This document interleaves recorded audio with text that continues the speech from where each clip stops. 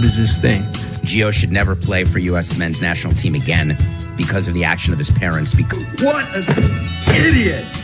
Oh! What type of Muppet does this? Muppets. Absolute Muppets. I'm not going to be the best person to give a whole explanation here, but that's... Booty! Sick! Booty! Fucking deal with it. What are we really doing? Yeah, I can agree with that. A zebra in between a tarantula and an elephant has been nothing more than a sham. Yeah, we didn't play well, but you know what? At the end of the day, we got the job done. It's going to be a good time for sure. Oh, sex with the first cousin would indeed be incest. And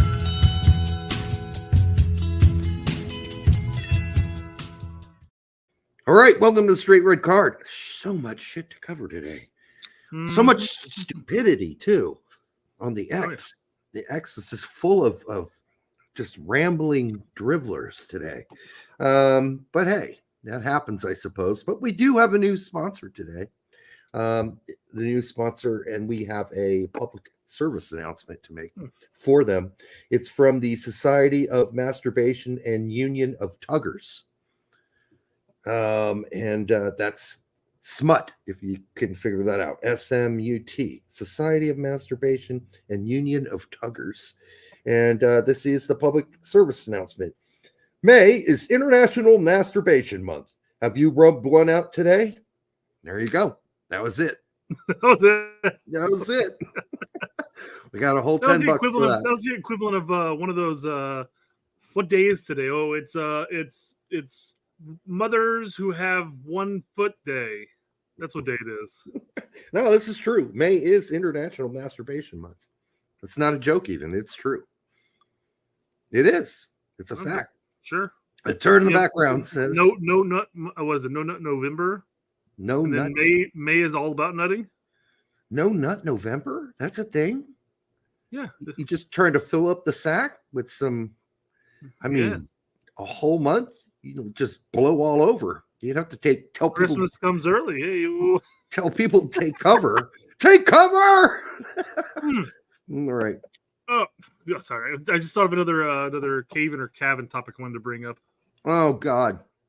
I mean, it's been a flood of Caven Cavan today.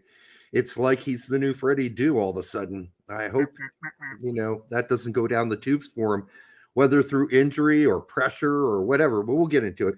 Turn in the background says, "Welcome back to the Straight Red Card. Who will Gregg add to the 26-man roster? Will he go for talent or will he go for vibes? My wife misses servicing Sebastian legit. Maybe GG will call him up." Yeah, here's the thing. I looked all over. It's still 23. Like we thought we were going to get to add 3 people today. But I was fooled by two things. Pete's headline of 26 and somebody else on the X saying 26, but later X103 X. So I found out maybe they were just joking instead. But for whatever reason, I trusted Pete and I trusted this person because they follow. How dare you? They follow us. So I thought, well, they must be trustworthy. And then I looked all over. And I still couldn't find 23 officially announced. Now, Fumar's saying it's supposed to announce the 26-man soon. So maybe we should just go with the idea that it is going to get expanded like they did in Europe, right? Just like UEFA did. I mean, I think that's a fair assumption. I mean, it's what we're all used to at this point. So we're going to go with that, I think. Did you hear about the RFK Jr. brain-eating worm thing? Isn't that weird? Yeah. He said the worm ate part of his brain and died in his skull. That's kind of something I probably would keep to myself. I overheard it came out in deposition during his divorce with his second wife. Oh, so it's public info, and that way, he can claim not mental capacity, whatever it is. Oh, where he doesn't have to give her as much money or whatever. Did he do something horrible to his wife that he had to claim lack of mental? She probably couldn't stand the fact that he talks like this. And he said something. I probably ate too much tuna. If that were the case, she wouldn't have divorced you in the first place. Like, I probably got it when I was out backpacking in Asia or Africa or South America. I was like, wait, what? What are you doing? What now? That's very weird. Very weird. I like the fact that some people expressed in our last show after both Eric and Alexi did. They were really, really still surprised about how professional we are. Yeah. Well, we used to actually do this show as a not like, kind of like professionals back in the day. So we can do it if we relatively clean. We didn't curse all that often, if ever. I mean, I'm not going to bring Eric on the show and talk about vaginas and penises. I can't go do that to him. Barely got the stepsister conversation in there, which I thought was going to take a weird turn. But it all worked out. No, that was a lot of fun. We had a lot of fun with Eric. Hey, Eric's been listening to my album. So that's cool. I don't know if he likes any of it. Remember, he said he would be honest, and if he thought it was shit, he would tell me it was shit. That's going to be cool. Let's see. Oh, also, here's an article I wanted to ask you. Hold on, before you do that real quick, I didn't want to cover this real quick. Chris Scary does say RFK with a hole in his brain is better than the others. He actually went on saying that he could have 6 more brain-eating worms and still beat Biden and Trump in a debate. I'd like to see it, but I don't think we're going to get to see it. Nope. I'll take any sort of banter at this point in an actual real debate. Of course, none of the networks know how to run a real debate. So that's the other problem. Okay, so I was reading this article, and it was men's greatest turnoffs with women. Talking, right? So which one of these would you agree with? All right, here are the top 15. Okay. Oh, 15 G's. Yeah. Okay. It's from, there's no order, no real order. First one is man hands, fat fingers. Man hands, fat fingers, hairy fingers. Man hands would just be concerned and make everything look smaller. So hairy knuckles. Yeah. Yeah. I'm not a big fan of man hands. Dragging them on the ground too. Well, that would be extra long arms or very short legs. All right. One of the two. Mustache. Yeah. Your girl's got a mustache. Get rid of that shit. All right. No. Here's the thing. Well, I guess it depends now, right? Is she actively daily getting rid of it? Then the problem is you got to worry about the evening hours and having a 5 o'clock shadow. And it grows back fast once you start ripping it off, right? Grows back faster. Never had that problem. Banana boobs. I'm guessing that those are the boobs that the ones that droop down and then come up to a perk. They kind of personally haven't dated anybody with them, so I haven't. They must look like something like doesn't ever work. There they are, like that. Banana boobs. It's more like whips down, then kind of perks up at the bottom. I don't know. Kind of like an elf's shoe. Never really experienced that. Once in high school, but that was more just saggy. All right. High school? Yeah, I know. If it's saggy in high school, it's going south real quick otherwise. Here's one I haven't experienced, but I had a friend who did. Hairy chest, hairy boobs. That'd be a turnoff. I'd say that'd be kind of weird. You got more hair in your chest than me. That's a difficult blink. Yeah. Ugly feet. So that's kind of in the ugly hands territory. That could be a little strange, but I feel like most women's feet kind of get janked because they put them in these awkward shoes that aren't meant for walking at all. Yeah, they smash them. They eventually get all squished and mushed anyways. Yeah. But no, I mean, you cover that shit up. Put some socks on, girl. Yeah, my ex-wife had great feet. So, all right, giant cavernous vagina. That kind of goes back to a theme we had earlier last week. All right, extremist wacko either side. I could see that could probably be kind of a turnoff if you're being screamed at about politics all the time. So either side is all about politics. It says left wing, right wing, wacko. Yeah. Yeah, I don't need that shit in my house. Yeah. Face tattoo. Yeah, probably not something I'm into. And then no, I mean, I don't know. It depends. I'd have to see the girl with it. I mean, I think the girl, and depends on what the tattoo is, I guess. Yeah. I mean, if it's a big cock coming from an ear to her mouth, or a little thing that says stick dick in here with a with an arrow. All right. And then dead fish in bed. Yeah, that sucks. Just that do whatever you want, and I'm just yeah, just a total dead fish. Like, no. obviously completely naive, and you're trying to help out, and they just don't know what to do with themselves. That's many. Now, are these turnoffs for guys for like dating and marriage, or are we talking about like just like like one night stands? Because I think it's just generally you go out to the turn pubs, off. you have a lot of fun, you go back, and she's a dead fish in bed. You didn't quit it. No, I can't even. I couldn't do it. I'm like, fuck this. I'm just gonna roll over and go to sleep. And obesity. Well, of course, I think there are guys that do like big women, though. Sure. Like not just big women, big women. So there's that. Also, I'll handedly pass though. Yeah. Why is Casey and the Sunshine Band coming up in my feed? I fucking hate that band. I hate that song. Get down tonight.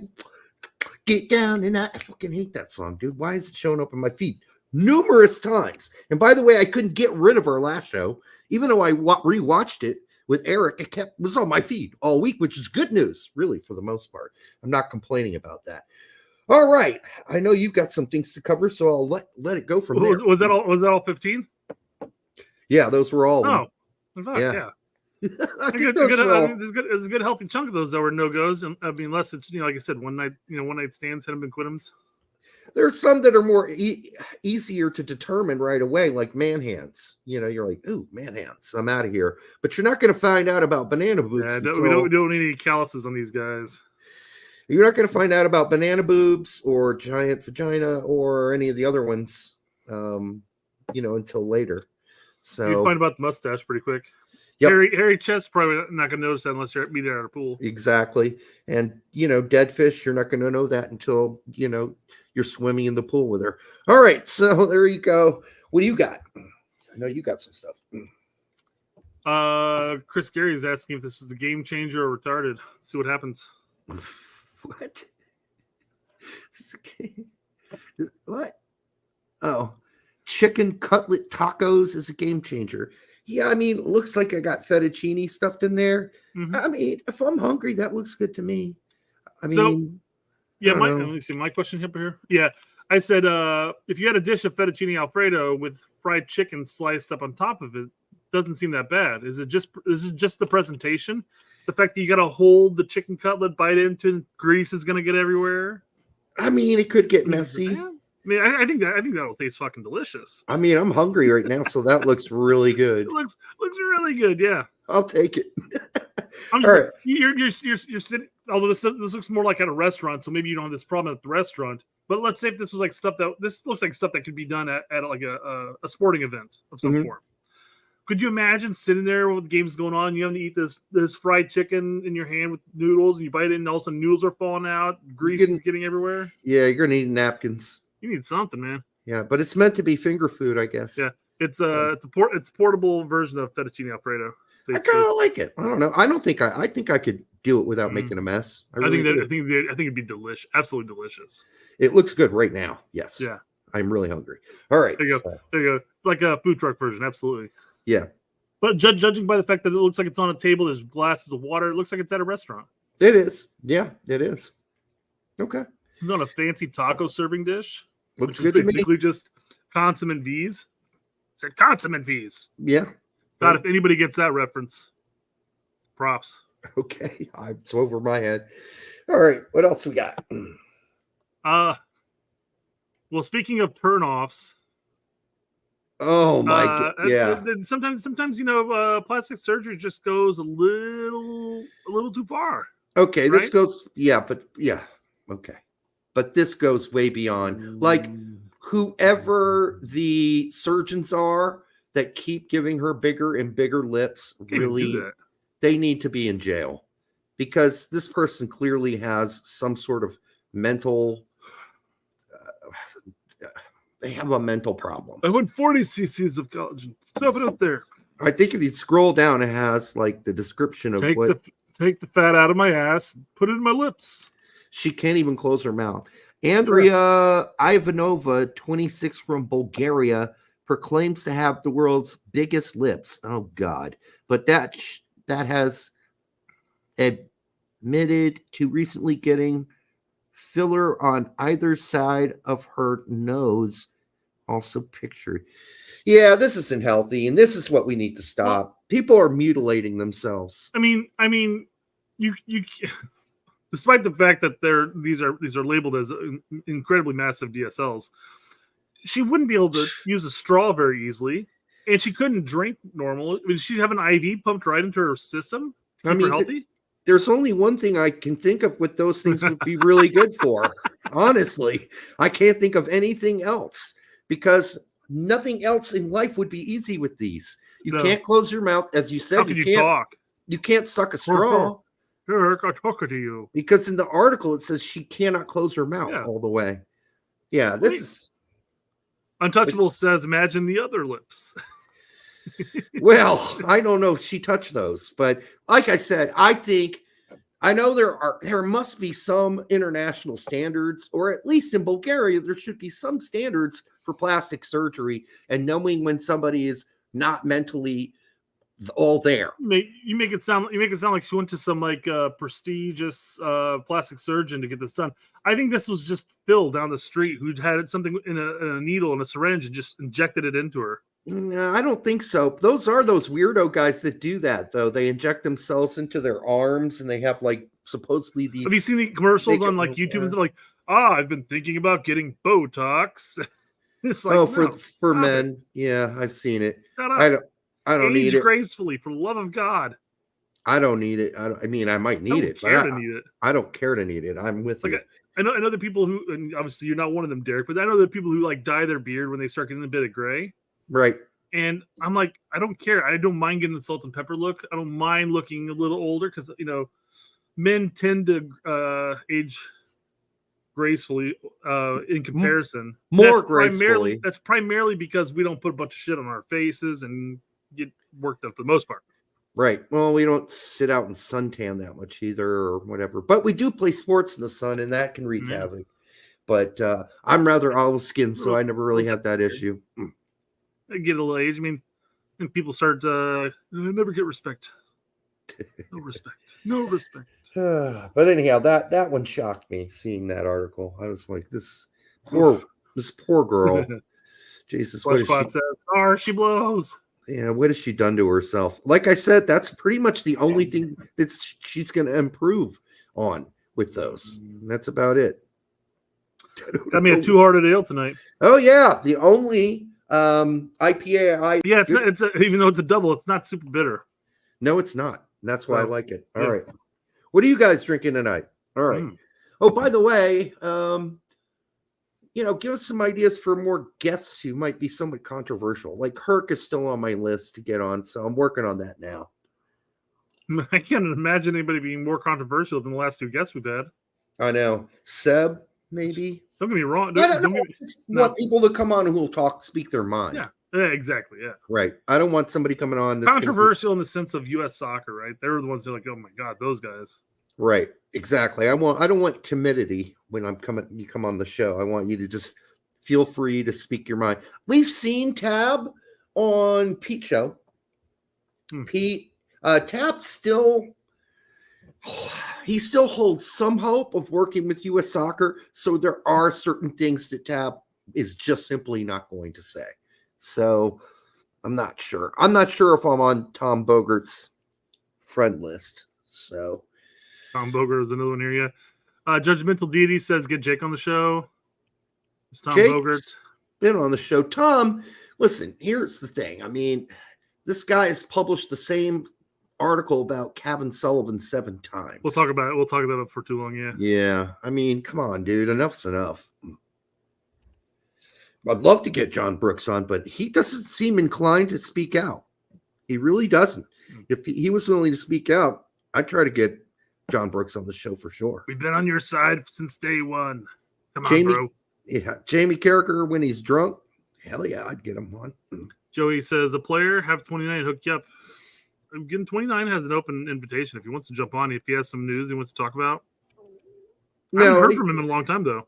He knows the players, he says, but he doesn't know John Brooks at all. Actually, no. This came up well after John Brooks. Okay. Topic. Yeah, I got more connections to John Okay. Brooks than he does. But, How controversial within the fan base would be Matt Doyle. yeah, I mean, you'd expect it. He might come on because he's met us before, but that was many years ago, and we don't have any of the same connections we used to in MLS. If you go back and look at our old shows, you'll see we had a bunch of the MLS guys on our show, like the original editor, Jonathan Cohen, was it? Jonathan, something like that. He's the guy to invite us. We had Cohen. I don't think it was Jonathan Cohen, was it? I can't remember. Anyhow, we used to know all those guys, but we don't know anybody anymore. All right, Johnny, for $2. Thank you, Johnny. Show Larry's bicep. It's on X. All right. Okay, way to go, Larry. Larry works out, guys. Congrats on the child. All right. I'm not Larry, just a fan. All right. And it's what else we got? It's clear because he always has Larry always brings up the black players are banned from U.S. soccer. They're banned from U.S. soccer, and that's like his big thing he always goes to. And people are like, I always ask him like, "Bro, are you black?" And he's like, "No, I'm not black." No, he's not. No, he's not. But it is a thing for him. Yeah. Okay, he sees it for what it is. David Mossamy would be a good one too. I'd love to get him on. That'd be great. We have an inside road now, a route to him. We certainly do. We certainly do. All right, what else we got? Definitely not Larry. Don't bring Larry. I don't think there's. Yeah, I don't think that's going to happen. Be some shows just for our Patreon. Exactly. Doherty wants to come on, so maybe him, but we'll think about it. All right. Well, what do we got? Topics. There's talk coming from FIFA itself about U.S. Soccer nixing the pay-to-play system. Figured we briefly talked about this. FIFA President Gianni Infantino, small little baby man, calls for the United States to end the pay-to-play system in the U.S. soccer to help develop future world stars. Good luck. I mean, short answer, Derek. Give me a short answer, then we'll go long answer. The short answer is no. That's not going to happen. Basically, nope, not going to happen. It's just not going to happen. I hate to break it to him and anybody that would like to end it completely. There obviously all we can hope is the MLS academies, which are I think doing a pretty decent job. I mean, compared to where we were 10 years ago, for sure. And then we got to hope that all the USL teams get academies as well. No, that's not the concern. The concern is that we need MLS to stop trying to destroy USL. Okay, because MLS is never going to be able to have the market to accommodate all of the United States. Absolutely true. Yes. Absolutely true. USL teams are not going to be able to afford having scouts to go out and, find players to bring to their teams. No, I'm wrong. I take that back. Some do. MLS Next Pro is going to take over for what USL is, basically. That's their agenda. They want to squash out USL like an ant and then start bringing these teams into the MLS Next Pro line system. Maybe. That's their overall plan. Now, they've talked about this. Somebody brought it up, I think. Yeah, I mean, that's the plan. I don't know if it's going to happen, but we'll see. We'll see. Yeah. But yeah, as a whole, the pay-to-play is how are you going to do it? We just can't flip the switch. It's going to be decades upon decades of work for this. And it's going to start with academies from the major soccer leagues. So USL and MLS all have to have academies in their area. And then you're going to have to MLS has to squash this whole what is it when you develop a player and then they go to MLS and then they get transferred off, the developing academy gets X amount of dollars or whatever it is. Yeah. What's that called? Sell-on fee? Whatever it is, yeah. If FIFA wants to jump in, they can jump in and say, hey, MLS, if there's a team that develops this player before you get them, you've got to pay him part of that transfer fee or whatever, They are doing that to some extent now. MLS is fighting it, and they are dragging their feet, and they're few and far between as far as payments are concerned. Yes, some of them have partnerships with these soccer clubs, so that kind of payment is happening. But yes, it's not. When it's been challenged, it hasn't been successful. So yeah, I'm just saying, if people want it, then they need to step in and encourage it, enforce that. Like Gallagher became part of St. Louis. Deanza Forest. Officially, they're still separate though. They're separate, but they get their payment for developing players. That's fair. Whereas other, individual groups are just never going to get that money. Some do, like the bigger ones do. Yeah. Like the USA Barcelona, like if they develop a player and MLS signs them, they agree to a fee, of whatever it is. It's all behind the scenes, so nobody knows. That's what I'm saying. If the president wants to get pay-to-play system out of U.S. soccer, they're going to have to start enforcing those rules onto MLS. They're not going to. They're not going to. So he needs to shut up. They're not going to shit. How are we going to break away from the pay-to-play when these other clubs, like here in Indy, how many? There's one developmental academy team here. That's the Indy Indy Fire or whatever the fuck it's called. Yeah. The vast majority. I mean, you look at Fort Wayne. You're looking at South Bend. You're looking at Evansville. I don't know what the designated teams in Evansville are, but you're looking at all these other teams that are massive clubs, and you can't break away from pay to play because there's no financial incentive to do it. There's absolutely none right now. None at all. Zero. And even if you did suddenly incorporated the end of pay to play and then incorporated a pay-on system for players, it's going to take a lot of those soccer clubs outside of the MLS structure years to make enough money on developing players to continue to pay staff, etc. Mm-hmm. Like, who's going to cover their costs in the meantime while we make this transition? Because the way they make money and the way they pay their staff is by pay to play.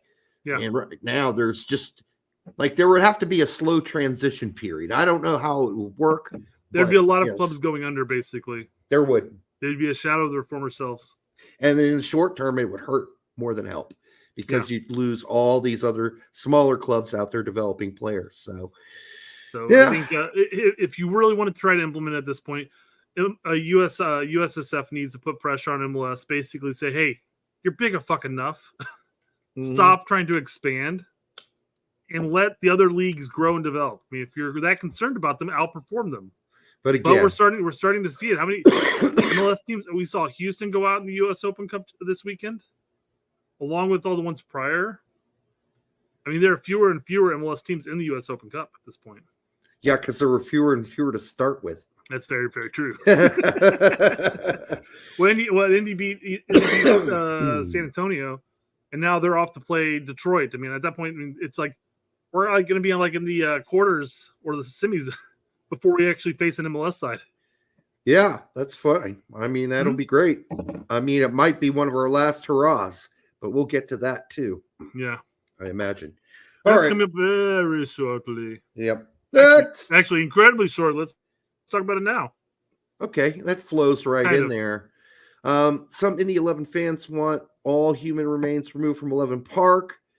Yeah, that's going to cost Indy 11 a shit ton of money. And just to give people some background, the area that Indy 11 is building 11 Park on is a former cemetery from the late 1800s is when it was done with. Okay. And what they did is they moved all the bodies from that cemetery. Not all of them, the white ones. They moved all the white people out of that cemetery and reburied them in a new cemetery. Okay. The big one in downtown Indianapolis. But all of the African-American graves were left because, well, they weren't important enough to move for those people back then. Sure. Of course. Yes. Unbelievable. Dark history of Indiana. Dark history. Disgusting. And so those bodies are still in the cemetery, and we don't know exactly where all their graves are. But Indiana law states that if you're digging up ground to build something, every time you find a body, grave site, you have to stop and you have to call state officials, and then you have to have that removed. And nobody knows how many hundreds of these folks are buried there still. And it's going to cost a lot of money. So good luck to Indy 11 finding a solution for that. First time I ever heard about that being the case and the possibility of that happening, I thought, yeah, it might have been a bad place to pick to build a stadium. I mean, the late 1800s, it's had other buildings built on top of it, man. I wonder how Diamond. How much of the remains are really even present at that point. If you look at the diamond factory, there's a whole chunk of the part of their land they never touched. So they built up where they knew the white people were taken out and the dead people were taken out and moved. That's where they built the factory. But they left a lot of grass between themselves and the river, right? And of course, the stadium needs all of that space along with the development. They need it all. And so, yeah, that's where we are. Right, you watch your mouth. We are not the birthplace of the KKK. We just had one of the biggest followings. Yeah, at one point. Big difference there. Big difference. In 1920, Monroe County, 55% of the white males in Monroe County were members of the KKK. So, Hancock County had, where I grew up, Hancock County had one of the largest KKK memberships in the country. Yeah. And oddly enough, at the time, or I say at the time, but in the 70s, when they were restructuring the like how much each district was getting paid, New Pal got the biggest lump sum of state-funded taxpayer money because, one, they were one of the bigger districts in that area at the time, but they're also funded by a Grand Wizard. Their logo, their actual mascot is the Red Dragon still. Yeah, it's New Palestine you're talking about. Yeah. Yeah, you said New Pal. I don't think anybody knows what you're talking about. Fair enough. Yeah. I don't know if anybody's really going to be Googling New Pal. Well, I just thought it'd still come up though. I just thought I'd clarify for those who weren't That's fair. sure That's what fair. you're saying. So yeah, this is like I said, it's just another thorn in what is a thorny situation for Indy 11 right now. Although apparently Ursel has found a new investor. With that real quick, I'll pull that up actually right here after this. But Chicago Fellow says, "Do you know Richmond, Indiana, Brett?" Yes, of course. Yes. In fact, that Earlham, which is the college that Earlham. It's Earlham, right? Well, I specified that. I put a little more emphasis. You put more emphasis on that because you're hungry. Yeah, I'm starving over here. No, it was one. There was a college that Berlin went to, Berlin Americana. Yep. And two, it was the only college that freaking scouted me, and I'm looking at it going like, private Christian. You know what? Earlham? Yeah. Used to be an all-girls school. Well, I mean, they scouted me because we had a massive regional rivalry for like 3 years straight in soccer. Yeah. Both get to the regionals. We beat them 2 out of 3 times. Do the Richmond Spiders have a soccer team? No idea. I don't either. Anyhow, yes, we do know Richmond. Yes, we do. So successful entrepreneur added to existing team ownership group and growing list of equity investors in 11 Park private development plan. So Chuck Sirac has joined as co-owner of the team for Indy 11. This is in competition with the MLS owners, who we believe are Clear Lake and Simon. So now we're going to have a head-to-head. Clearly, Clear Lake has more money because even though Chuck Sirac is a billionaire with a B, the most we could find his net worth at was like 1.8, 1.6 billion. That's not enough. Like, it's going to cost you a billion alone to get into MLS and build the stadium. Well, he's part owner of a massive ownership group of a bunch of millionaires. There's about 6 millionaires in this group, plus 1 billionaire. So he's adding the billionaire to their push for an MLS team. And he'll probably obviously be paying a decent chunk of it too. But to your point, the 1.6 that he has or is, I mean, you're looking at a minimum of 500 mil just to get into MLS. Yeah, 600 probably is what they're projecting at this point. I mean, that's like that's just shy of half of his. Well, it's 1/3 roughly, right? Of his overall, value. No, I mean, here's the thing though. Once Garber has already sat down with his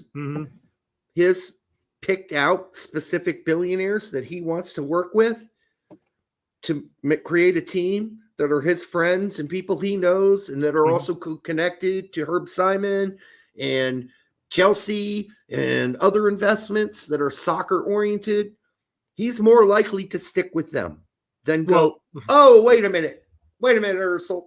Now you've got a billionaire on your side too, and a handful of millionaires. So I'm changing my mind. I'm going to go invest with you instead. I just don't see it happening. Garber already made up his mind. For two reasons. The big reason, one, is the Clear Lake has a conglomerate of billionaires. Yes. More stable, of course. But the other thing is you have connections to, say, Chelsea in this situation. How could you imagine Indianapolis getting an MLS side, and during the summer friendlies that all the teams have, you start seeing like an Indianapolis FC versus Chelsea? Yeah, sure. It's probably going to happen. Probably. So, yeah, I don't know if this is going to help. I'm glad to see, as I was told, that they're going to go down swinging. Where were these investors last year? I don't know. The new ones for Indy 11. This if you could have preempted the ownership, that team, Clear Lake, who's already obviously met with Garber, and then they have what's his face as their point man doing all the research. But this will make it interesting. I mean, we're going to get soccer news in the local news now every night until this is cleared up. So there we go. All right, next topic, because I know people get bored of the MLS shit. Yeah, even if it does hit close to home. Yeah. So Kevin Paredes fan on Twitter, Andrew, asks a question: who is the face of U.S. men's national team soccer? Online. So, yeah, on Twitter. On X. Yeah. Okay. Yeah. And then our friend Adam says, I think the face of pro GGG Twitter is Alexi Lawless. I think the face of anti GGG Twitter is probably tactical manager. We should do a large scale debate battle with live crowd. What I told Adam was, did you watch our show? Because if you did, I don't think that you would think that Alexi Lawless is as pro Gregg as you're making it out to be here. Because once you get into nuance with Gregg, Gregg's like, Alexi's like, hey, Gregg's got to perform in this next tournament or he could be gone. Like, he has standards. If we perform like shit, Alexi doesn't want him around anymore. Well, I feel like the only reason why he's the face of pro GG Twitter and eyes of Adam in this situation is that we talked about this with Lawless as far as the flip-flopping with the one cycle thing. Right. And all of a sudden it's pro Gregg. Pro Gregg has got to come back. He's got to come back because I don't want him to be screwed out of a job because of this issue. So I think that's the thing. And I mean, I think Alexi kind of spits the truth most of the time when it comes to Gregg, saying, well, it doesn't really matter what's going to happen in this window. He's done X, Y, and Z. But now he's also talked about with Copa, he better perform. Otherwise, he's on the hot seat. And he's even said that. Well, he said it with us. And but he said, he's asked Gregg that too. He even said, bringing Gregg back could have been not for better. It could have been for worse. It's hard to say, and we're going to find out soon. It could have been for worse. I may have fucked up. He said that. So on his own show. And then we went after him here because we said, hey, man, you sold us out because you were a one-term guy. And now you're a two-term guy. And I hammered him about why you made the flip-flop, and so did you. But he answered the questions. He said, yeah, maybe I did, maybe I did flip-flop. But it is what it is. Said he did. Yeah, he's like, yeah, this is why I did it too. He did. So I don't know. But if you really sat down with him like we did, and then you ask about Gregg's character, yes, he's maybe not the right guy for this job. I mean, he's not going to be the kind of guy that can inspire a team necessarily to take that next step forward. So I don't know. I don't think this is black and white. And that's why I just said, did you watch our show with him? Because I think it's not as clear cut as him being pro GGG at this point. I also don't think Tact is technically anti GGG. I think he's critical, which is perfectly fine. And we push a lot of the same talking points because they're factually true. Yes. But people label him as anti-Gregg because he's critical. Now, the thing is that people ignore the points when Tact comes out and says, hey, got to hand it to Gregg here. You got it right on X, Y, and Z. This was a good window for Gregg. He's done it a number of times. So has Pete. So have we. We've all given Gregg props. We've also called him out on windows and matches and games and rosters that are just shit. Yes. When he does bad, we say he does bad. I don't think that means you're anti-Gregg. Like, we don't hate Gregg. There are anti-Gregg people on Twitter.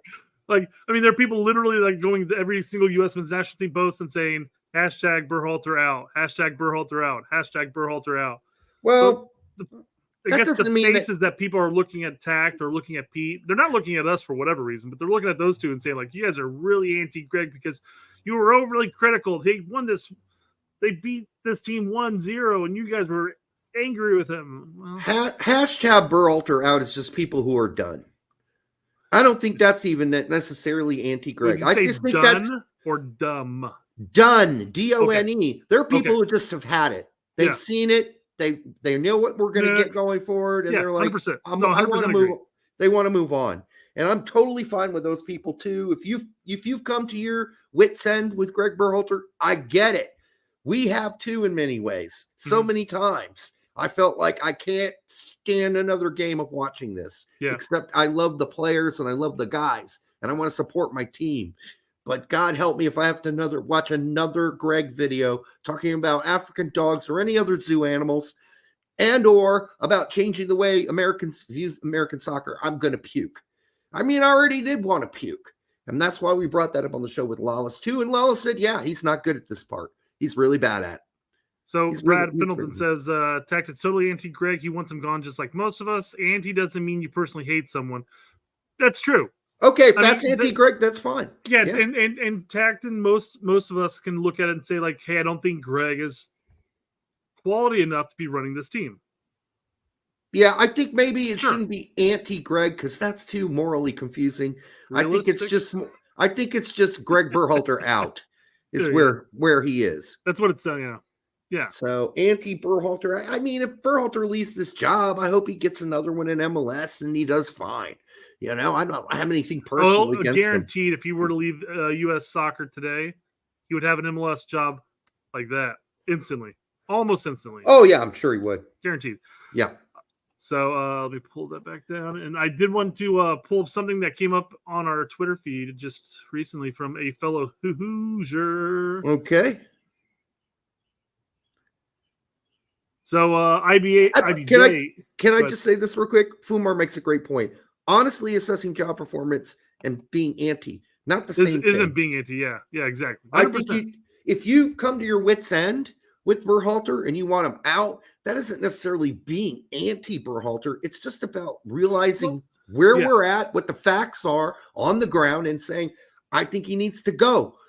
Like, if that's anti-Berhalter, I guess it is. But this is the toxic argument all over again, right? Because just because it's just because the hashtag Berhalter out people, I guarantee you, started off for a number of months talking to everybody who was calling them out, saying, "Oh, what do you mean Berhalter? What do you mean Berhalter?" And they'd be like, "Because of X, Y, and Z. Because of X, Y, and Z. Because of X, Y, and Z." And then after about 6 months, fuck it, just hashtag Berhalter out. Get the hell out of here. I'm done with talking. I'm not explaining it I've done it too much, guys. You must be blind. Yeah. It's what I would say to them because, like, listen, there are fewer and fewer of the Berhalter ball snugglers out there, but I mean, we got this basically a giant barrel full of evidence at this point that this guy's really not who we need to take that next step forward. And I think even Lawless is coming around to that. Just short of saying it. Just short. but he said he might not be the guy. He said it. So that means he's open to, that probably might be true. And yes, my supporting, Gregg was a flip-flop, and, he might be for worse instead of better. Him being the coach. It's probably for worse. He didn't say probably, but he said it might be for worse.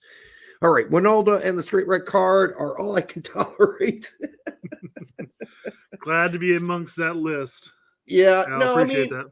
If you go back and watch the Wallace discussion, it was good. And like we always say, just because we disagree with somebody doesn't mean we need to hate on them. I busted his balls a lot on this show. And, in the lead up to the show, in discussions I had with Alexi before we got on air, and even before earlier in the day, I laid out, hey, man, I busted your balls a lot.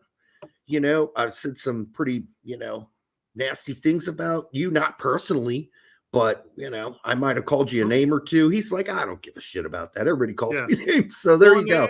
And I think on Twitter today, I think it was BMR who mentioned, sorry if I got it wrong here, guys, if it's not BMR, but he's like, I don't agree with Winalda on a lot, but it was a good show. It was a great listen. And there are a lot of things I did like about it. And I do really feel like his interest is in growing the game in the United States. So, yeah. And you got to think about this too. We live in this world where, it's so vitriolic that it's like either you hate someone or you love them. And that's such a black and white way to look at the world.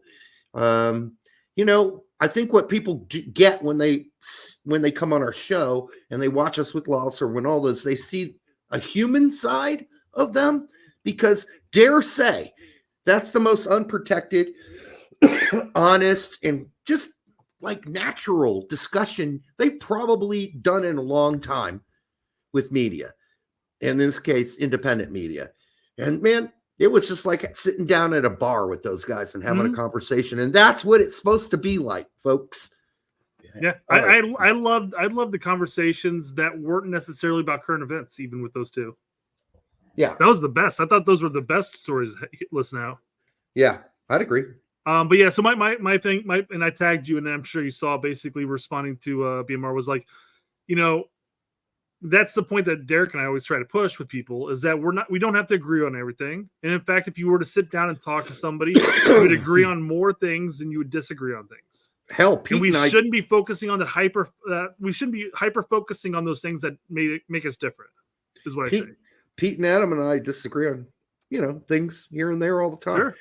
And we did on one of the shows I was just on recently. So it happens. Possibly more complexity in the Hoosier MLS Indy 11 saga, and just as predicted, a company affiliated with the Simon family, shocker, has paid $10.5 million to acquire a downtown parking lot for the Hogshead administration. Officials has said it's key to a site under consideration for Major League Soccer. What did we tell you on this show? Mm-hmm. Yes, we broke this, and you know what? We're not going to get any credit for it whatsoever. That's fine.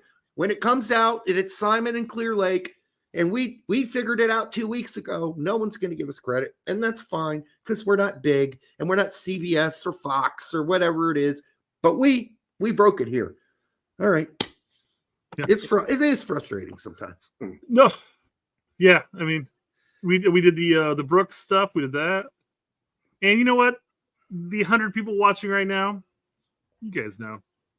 You guys know, and that is all that matters. But no one will cite our articles. No one will cite that they heard it from according to Straight Red Card.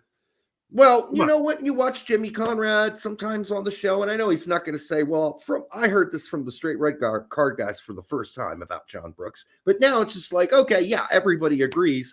Something went down that wasn't good. Nobody's going to say exactly what it is, even though we said it on this show several times. That's why we need you guys in the chat, in their chats, constantly letting them, reminding them. Yes. We said it first. We said we had the balls. We had the cojones to say it. It is what it is, I guess. Unless you're a big Hottentot, they don't really give you credit for the things you break. Jose Reyes for $5. As a Crew fan that watched GGG be dogmatic and not make changes in a in a final we should have won. I am anti-Berhalter. He's a club coach, not a U.S. men's national team that's coach. one of the big criticisms. Absolutely, right? Jose. Club Yes. coach over U.S. men's national team coach. 100% agree with that. He coaches the team like it's a club. That's completely true. And I feel like that's the easy one that the media that don't want to be anti but also don't want to be pro to an extent for Berhalter. That's one that they can jump onto. Like, oh yeah, he's hyper focused on the details that you would normally expect with a club team, but he's trying to do it at a international side, With a lot less time. Yeah. Right? A lot less time. I think Lawless said that a national team, was it Lawless that said this? Or maybe it was Winolda that said it. But a national team coach has like 100 days a year with their team. And I thought that I'm like, 100 days. That's actually that more. Seems high. That seems higher than what I would have expected. Yeah, it's actually less than that. But I would have to think so. It's in the ballpark, but yeah, probably 10 too many. Yeah, I guess if you take into consideration the window of the during the cycle when we have like World Cup qualifiers, and you basically have a World Cup qualifying every month, and you're looking at like 10 to 14 days per month. Yeah, sure. I guess I could quickly amount to that. Has to some be during, years, not all years though. Yeah, qualifying season you get a lot more. Yeah, we're not there yet. But thanks, Jose, for that 5. We appreciate it, man. We do love it. Thank you, Jose. All right. Well, let's keep moving along and let's talk about the difficulties of projecting quality 14-year-olds as the next big thing, or even 15-year-olds. Honestly, we're going to start with the 15-year-olds, right? Yes. Let's do the 15-year-olds. Let's see here. Can you read that? Yeah, I can. Excellent. So this is the 2019 U15 U.S. men's national team that played. One of them, yeah. But this is the CONCACAF qualifying team. For what though? Some sort of U15 tournament. I don't know what the hell it was. Fair enough. Okay, whatever. Fair enough. So if we go down this list, you will notice that, the first thing that comes you probably know like a handful of players total. You're not going to know who many of these kids are anymore. Yeah. The scary thing is that 1, 2, 3, 4, 5, 6 of them actually went on and played for other national teams already. Yeah. All right. And have, been called up or have caps for other national teams, but they weren't some of which being actual senior teams too. Right. And, they just weren't good enough for our team. So, now they're playing for El Salvador's U20s or, in Devin. Some of them are also playing for Colombia or Italy. So Devin Tanton, for Colombia's got 1 game so far for them. So, just write him off the list. He's out. And there's no sense in crying over spilt milk at this point. It's over. And out of this, only Gabriel Salina has actually gotten actual minutes with the big boy team. And that was for 1 game. Colioso, be nice to see if we can somehow scoop him up, because I don't really think he's going to be good enough for the Italian national team in the long run. So I think we still got a good chance there. But just look at the massive failure in this. The failure in college. First of all, about 80% of these players, 85% are Hispanic players. Our record of developing Hispanic players is piss poor. I don't know what's going on. And our ability to pick the right ones from certain generations has been piss poor. I'm not blaming it all on us. I don't know what it is. I'm just saying even the ones that venture south of the border tend to not produce. So maybe there is an issue, where some of these the Hispanic players are better at the youth levels, and they may not necessarily develop into senior players for the most part. Well, maybe we have a hard time identifying technical players. Maybe we look at players and go, that player seems really technical, but maybe they're really not that good. Maybe they might be more technical compared to some of their peers. But, 2-3 years down the road, when maybe, let's say, 80% of them don't grow any higher or grow any more physically in size, I don't know what it is. I really don't.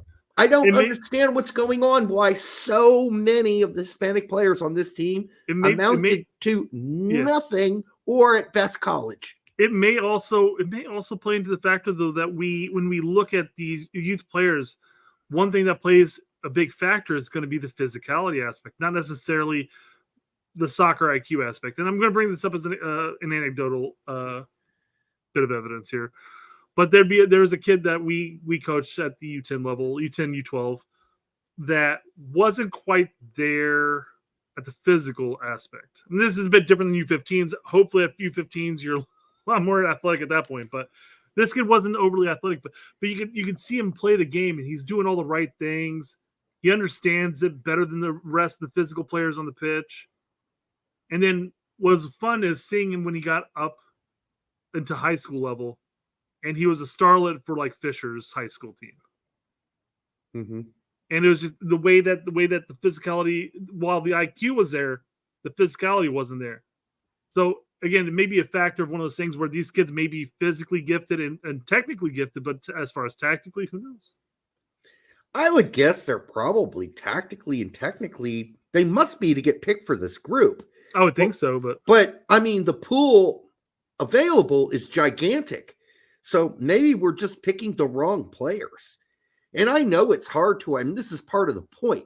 It is really hard to identify 14 and 15-year-olds and absolutely project that they are players for the future.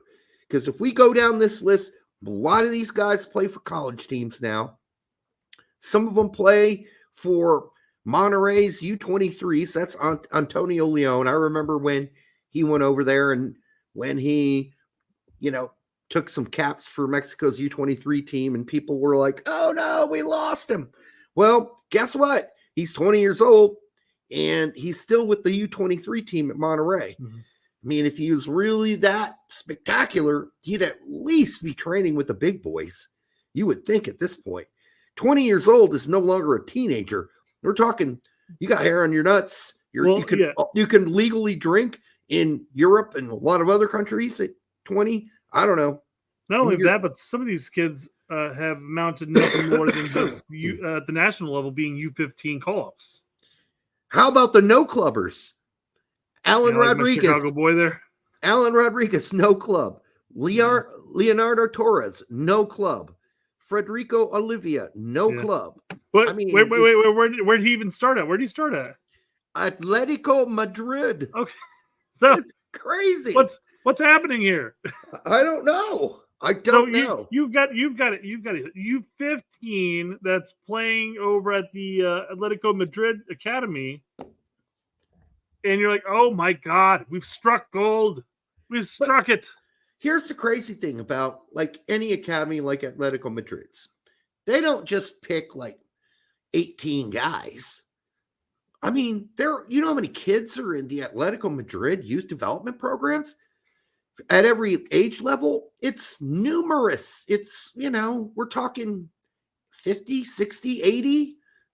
And yeah, a good percentage of those, probably about 80% of them, they're never going to play, professional soccer at the highest first division level in La Liga. It's just not going to happen. And many of them will amount to nothing.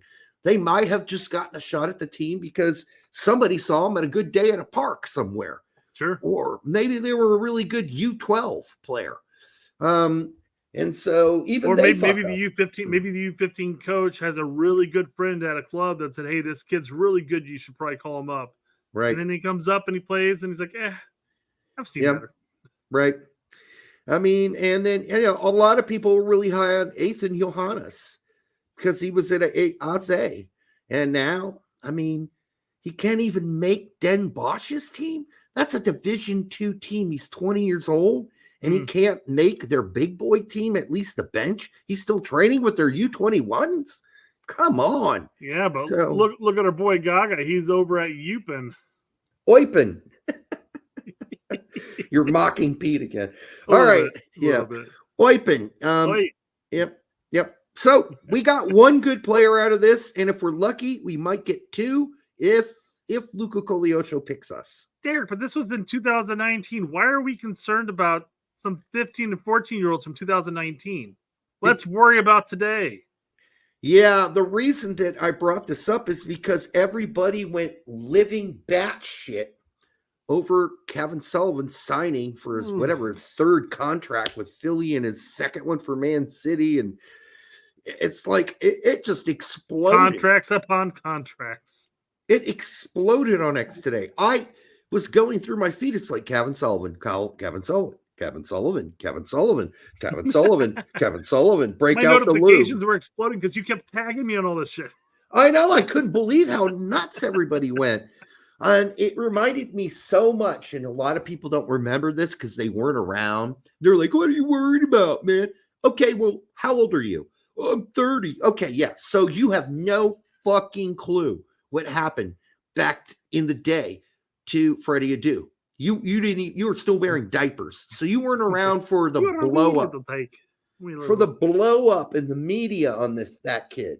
And the Wheaties commercials and the Campbell Soup commercials and hanging out with Pele and going to big parties. And yeah, it was too much too soon being told he was God's gift and he was going to save American soccer, which literally people printed. Next Pele. And now we got people saying, don't worry, he's the real deal. He's no Freddie Adu. Okay, you don't know that? What are you, fucking Nostradamus? You don't know that. This kid could have a mental collapse. Do people not remember Freddie Adu from like the 45 U17 World Cups or U20s that he played in? He looked phenomenal. He was best player. When it comes to club games, he couldn't amount to shit. Yep. That's the problem, right? Yep. That's the big problem. He looked good. That's why people were heralding him as the next. He's going to be the savior of U.S. soccer. He didn't train hard because he thought it was being handled to him. He became entitled. He said it all himself. There's an article out there if you want to read it. I think it's called The Demise of Freddie Adu, and it's all Freddie's words saying what happened to him. And so he got built up. He had a lot of weight on his shoulders. God, if we had Freddie on the show, this would be a great topic to see what he would think about all this. And just see what his opinions on the facts, because I feel like he would probably be leaning into our category here as far as hey guys, this is a 14, 15-year-old kid. Let's wait a couple of years. Yeah, I don't like that the director, Ernst Tanner, said he is one of the biggest talents on the globe. Can you put more pressure on this kid? Kevin is a top 3 talent I've seen in my 30-year career. Jesus, I said comparatively, and he reminds me of signing Dominik Slobosai at Salzburg. Wow. I mean, I just wouldn't say these things. I know people are going to say them. So the cat's out of the bag. It's too late. It's all over. Everybody, released their freaking Kevin juice all over the wall today, just splashing it left and right. Whack, whack, whack, Kevin Sullivan. But if this kid goes over to Europe eventually and doesn't make it, I mean, what are we going to do? I had this not an argument. Sorry, I had a little bit of a debate with one of the soccer dads, and it was a very civil debate. It was a good one. It was only a couple back and forths really, and he was in agreement with me in the end. But he had mentioned how he had mentioned how like the hyping is coming from people on Twitter and the socials. And I'm like, well, no, the hyping is coming from the mainstream media and the MLS pundits who are building this foundation for this kid that all of Twitter are going to take, and they're going to retweet, they're going to quote tweet, they're going to start talking about this kid. That's the problem. Is if they were just say, hey, this kid's promising, he's a homegrown talent. That's all you have to say. Move on. Got just like anybody else. Yeah, got a good ceiling. No need to start comparing him to Dominic, some Come player on. in Liverpool. No. Hasn't played a senior fucking game yet. Or maybe has he? I don't think he has. No, he hasn't. But even Curtin is saying he's going to play for the big boy team here before the year's over. And then if we go to Future 11B over here, he says Adu was the perfect storm of an unproven youth player. Hold on. He was not unproven at youth level. I don't know if you meant to say that or you're saying something else, but he was a star at the youth level. Adu was an absolute rock and roll star for our youth teams. He was the best player on the team, who was pushed by the international soccer community. No, he was pushed by MLS and U.S. soccer mostly, thinking they could open the U.S. market, and no one waited to see if he was actually good. He was good. I think he had skills. I think he was rather technical, but if you read his own article about his journey, he will tell you he didn't put in the effort because he felt as a youngster he was entitled to success at that point because he had been built up and told he was the next Pele. So he thought it was all just going to come to him. Future expanded here. He goes, it's an unproven past the youth level with actual men. That's why I asked. That's what I asked. If I don't know if that's what he meant to say or not. Okay, good. Good clarification. Even to that point, nobody really knew him. I mean, he may have made a small splash for the youth, and I'm trying to think of what came first, chicken or the egg here. But did MLS sign him at the age of 14 as the youngest MLS side before he had our youth squads, or 15. Vice versa? 15, and then he was the youngest player ever to play in MLS. Played some games for DC United. Wasn't a starter right away, which aggravated him because he felt entitled to start. And he wasn't getting starts, but when he did come on, he looked rather good for DC United. He had some pretty good moments. And not taking anything away from his actual abilities itself, but this was an MLS hype train that didn't care about the player. Didn't care. 100% didn't care about the player, because if they did, they wouldn't have done this. Right. And so when I hear the sporting director from Philly saying things like that, I think he's trying to sell the kid so they can make even more money off of Man City down the line. Jersey, well, we've already signed Man City at this point, so I don't think that there's more money down the line. But whether it's jersey sales, maybe more hype as far as people coming in, one to see the Wonder Kid before he goes off to Europe. Yes, he's selling the product now because they're gonna get to have him for a couple seasons, right? And so not taking anything away from Sullivan either. I've seen a couple of his highlight reels. He's looks like a pretty talented kid, but will he be able to do that in a match against grown ass adults? We haven't seen it really. You look at some of the other kids that were labeled Wonder Kids outside of Freddie Adu. Caden Clark, labeled a Wonder Kid. Or tact. I don't know if he was the first one to say that. I don't think he ever said that. I don't think you ever called him a Wonder Kid either. Right. But you see so much of that now. You're just like, well, I hope he's got a good family around him, which he seems to, good parents, and he doesn't need any yes men around him at all. What he needs is people who are going to make sure that he's focused and on his career. And if I were him, don't go reading social media every day. It's just not a good idea. You're going to blow your head up. You're going to think you're a rock star before your time. In fact, he is a rock star already. He hasn't played a single professional game in MLS. He's a rock star. He's actually got an older brother who is currently playing in MLS. Quinn, yeah. Who's looking pretty damn good from what I've seen. And not only did the sporting director for Union spooge his load all over the fucking floor, then Garber had to take out his mini hose and splash it all over too. The signing of Kevin Sullivan. And, oh, by the way, also splash off the whole MLS Next Pro bullshit. Like that had something to do with it. The signing of Kevin Sullivan is another great example of our player pathway. What a fucking idiot. That is such bullshit jargon talk. That's a marketing thing to say about a kid. And then golf clap. He gives credit to the pathway. Fuck your pathway, which is something you made up anyhow. The people getting credit for her are his brothers, his family, his friends, his coaches at Philly. Those are the people that get credit, not you and your stupid pathway, which is a joke. And it's all just marketing jargon. And he knows it. And I told him so. So fuck you, Garber. Yeah. Well, Loverdot even says, Kevin, whoever you want to word it, gets up at 5 a.m. to start his workouts every day. So he's putting in the effort himself. And it has, while I'm sure playing against a bunch of other 15, 16-year-olds is beneficial to him in his development, it's his mentality that's going to make him the star that he will be, hopefully. His mentality. not the academy system that produces some interesting homegrown players that don't amount to anything. Yeah, this For the most part. pathway, that whole pathway jack off talk. This is a pathway. Of course, you're going to use the marketing language that your marketing morons and dipshits came up with.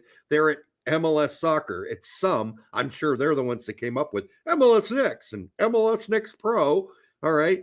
Like, and the pathway talk, they still got the pathway crap up there on their website.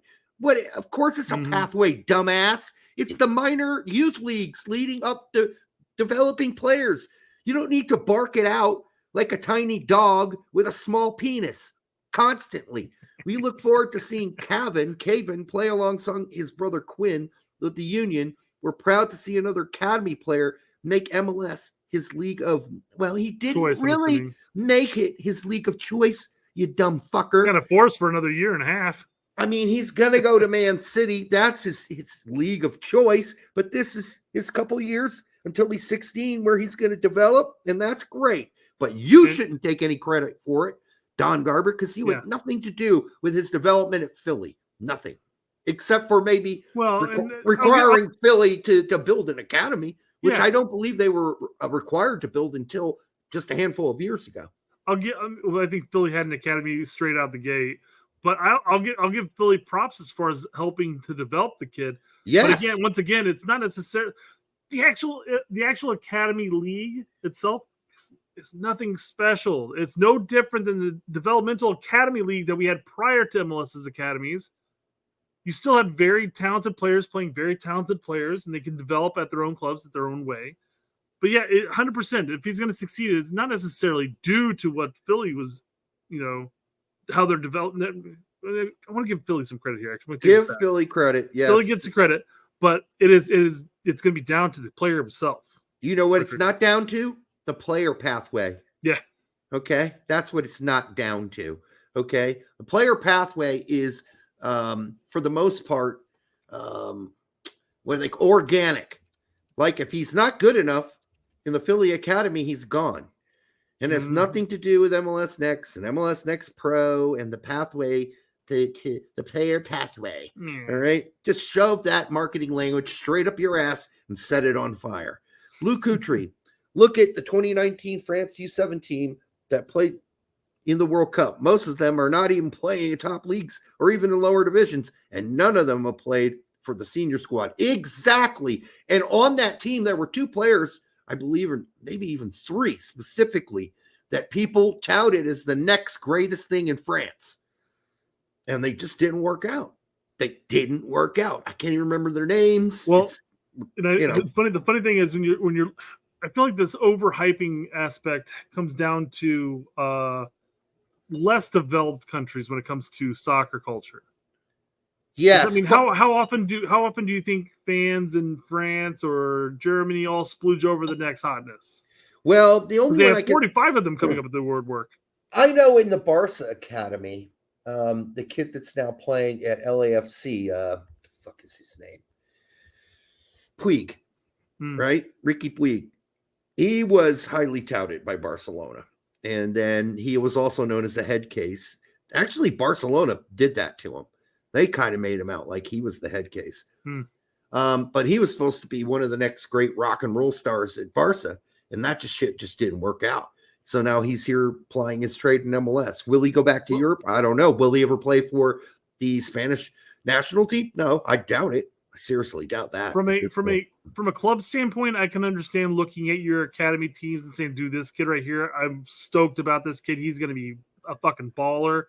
But from a national team standpoint, do you think some a Spanish fan in the hills or whatever are really concerning themselves with a 14-year-old kid at insert random club here? No, because we have a different mentality here. If you go to Europe, people don't, they care about their national team, but they are way more wrapped up in their club teams than they are the national team. Now, when the national team comes about and they're playing a tournament, of course, all of Germany gets behind the German national team, but they don't have an obsession with it like we do, because they've already done it. They've been there. They've done it. They've won multiple World Cups.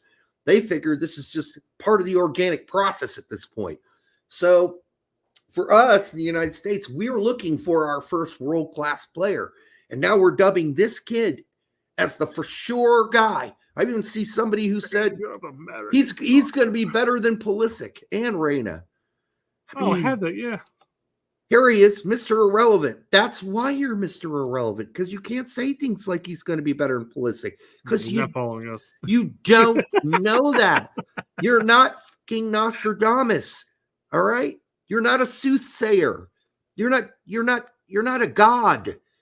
This kid could have horrible injuries like Zalalem. That's happened to a lot of young players. They get injured. Well, he may not grow another inch. That's not. I mean, that's unfair to say because, quite frankly, the talent could be there that he could be better than Pulisic. But if he's riddled by injuries, of course, that's not his fault. Right. One would think, but maybe he's just not. Maybe he doesn't have Pulisic's mentality, the never say die mentality. Maybe it's there now, but once he faces adversity and he's not the best player on the team when he goes to Europe and he has struggles to find time, maybe he crumbles mentally. We don't know this kid. You don't know him, Mr. Irrelevant, and I'm certainly not going to pretend I know him either. So I can't say that for sure. I'm agnostic on it. Some people are, Derek, you didn't even know about Pulisic until he made it to Dortmund. So clearly this kid who's being touted 2 years prior to Pulisic's age of going to Dortmund means that this kid will be better. I had heard of Pulisic before Dortmund. I'm making a point, Derek. Come on. Oh, okay. Christ, dude. I didn't know if you're... I remember my first podcast. I don't know if you're being factual or not. All right. There was a super chat that just blew by. Yeah, I'll pull it back up here in just a second. You had a little back and forth with Calcio here. Yeah, he's being kind of a weirdo about it. Yeah, he's let's see here. I'm gonna scroll through until I find the one that I want. Actually, he does say Freddie Do was a success, and I'm hoping that this is a Twitter sarcasm that's gone amiss. It isn't, because then he calls me a dick later, which I am, but for Christ's sake. Yeah. Oh, well, did he remove it? Maybe. He talks about him winning a final? It's under LOL, I believe. No, because that one is yours. Oh, he removed it. There we are. Hey. Oh, yeah. Yeah. He started a final for the U.S. men's national team, dipshit. Boy, if that's your idea of a successful career, you've got a limited idea of what a successful career is. I'm sorry, Calcium Moneyball. That's just... I started a final for this. I think it has to be a gold cup, right? It's a gold cup under Bradley, yes. Did he start? Yes. It's so what? His career was a disaster. It was a complete disaster. He couldn't find a club team all through his 20s when he was supposed to be at his very best in his late 20s. No one wanted him anymore. When he should have been at his prime, he was done. His career was over. Yeah. In his prime. This is in reference to Max's post about Caven. Yeah, Max says. And so you said based on some reporting from today, they constantly referring to him as a wonder kid, et cetera. And then Max goes, well, you can't hide him. Nobody's saying that. I say you don't have to hide him. Just don't stroke his cock so much. It's disgusting. That's not what I say, but no. It's equivalent, as you say, which is perfect. It's the equivalent of letting me be funny rather than hyping me up. Oh my God, Brett, it's the funniest motherfucker on the rock we call Earth. Go ahead, Brett. Show them how funny you are. You all love it. Go on, Brett. Do it. That's what it is. That's 100% what this is. Just let the kid be funny. Come on. Let him be funny. Let him play. Let this be a little bit organic. We don't have to anoint him prince. Or, some people are now anointing him king already. He's 14 years old. He is just growing his first hairs on his nutsack. Let the kid be. Okay, but the cat's out of the bag. We already did it. Are we going to continue to pummel him and anoint him So he's going to feel entitled? Does he have what it takes? I work with junior high kids, and this is not the route you want to go. And I don't care. This kid might be the most stable, down to earth, humble, and everything like that. I don't know. But man, you start lacing article after article. He's on social medias, and people he doesn't know who don't follow Union are hyping him up as the next big thing. Yeah. It's just, guys, it's going to get to his head eventually. Oh, we don't want that to happen. Let him prove himself. Let him go to Europe. Let him develop. Let's see what happens. Yeah, we've got plenty of time. He's 14. Let's let it go. And then when he goes to Man City and he doesn't start right away and he struggles for a couple of years and goes on loan to Strasbourg and then, fucking Gillingham in the 3rd division, yeah, then you'll all be having a fucking heart attack. Yeah. All right. So just chill out. That's all I'm saying. That's a big thing, right? Let's just say he turns out to be an adequate player for the U.S. men's national team. He comes in, maybe he starts a handful of games here. He comes in as a sub. Maybe God forbid, maybe he's the next Dark Brendan. Yeah. People would look at that and go like, "Oh, God, he didn't amount to anything. What a failure!" He's still playing. He's still playing in EPL. He's still playing in Bundesliga. He might not be filling, what these metaphoric shoes that you've provided him. Hey, you've got to fill these shoes. Our first world-class player. Some people are saying, on, guys. Holy Christ! Stop it! It's too much. But like I said, cat's out of the bag.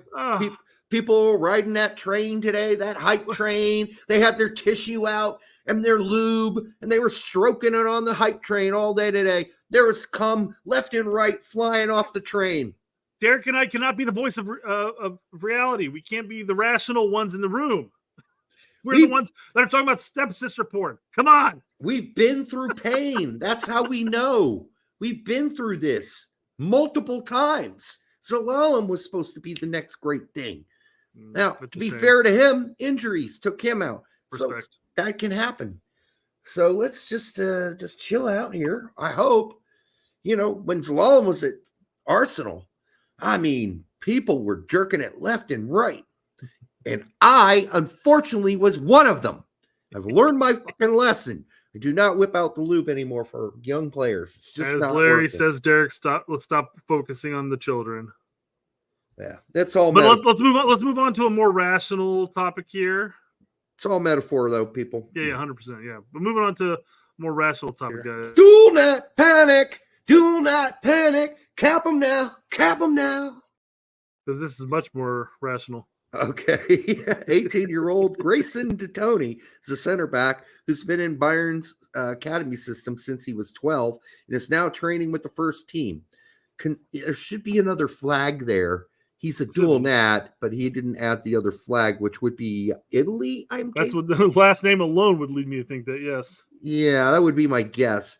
Since he was 12, considering our lack of high-quality young UCBs, he's definitely one to keep track of. Now, that's the proper way of putting that. He's an 18-year-old playing for Bayern's academy team. Let's keep an eye out for him. Definitely one to keep track of. Not to jerk off to, not to anoint as a prince of soccer. You keep track of. AJ1410 for $199. Does Pepe have a case for California based on national team form?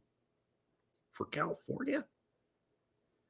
California. Copa America. Okay, there we go. Yeah. I was going to say, I'm trying to think about that too. Like, yeah. Just write Copa. Make more sense to me. Well, he might have run out of space. He might have. So, AJ, I think he's got enough of a case. If indeed we go to 26, he should be on that squad. I think as far as national team form is concerned, I think he's got a case regardless. But I could also see Greg, and we've talked about this as being the face of the Olympics. Whatever announcement that was, that maybe Greg said, "Hey, you're either going to be riding pine at Copa, or you could be starring at the Olympics. What do you want?" He could ride pine at Copa and then go play in the Olympics. It's true. Well, it's not like he's I feel like PSV might allow him to venture out to do so. Yeah. I mean, we'll see. I'm guessing if we got 26, he's probably going to make it. I think so too. Yeah. He might not play much because I think Gregg definitely favors Sargent number one. I think Sargent's his favorite player. We'll see about that. For good reasons. And it works. He works better in his system, but we'll see. Jonathan Sachs for $199. Love you guys. Longtime listener. Keep it up. Thank you, Jonathan Sachs. You're the first time we've seen you here. So we do appreciate it. Long-time listener, first-time caller, Derek. Yeah, exactly. All right. So, yes, this kid, did he just get Grayson Titoni's first team training with Bayern? So don't get too excited about that because a lot of academy or younger players in the, let's say, Bayern 2 team and the Bayern U20 Malik team. Tillman was. Yeah, they sometimes get to practice with the big boy team, especially somebody's injured or there's a couple players that need rest. Justin Shea being an example. Where's he at today? Yeah, I know. Ooh. Yeah, exactly. Justin Shea. Ooh, that's difficult. Second division of Holland. Another kid who was anointed by a handful, not as many, obviously. Close to as many, not even close to as many as Captain, but a lot of people thought Justin Shea was going to be the next great thing. And it's so strange though. You'd imagine that the amount of posters for Kevin at this point, you'd think that Justin would have gotten nearly as much because he was actively sought out by Bayern.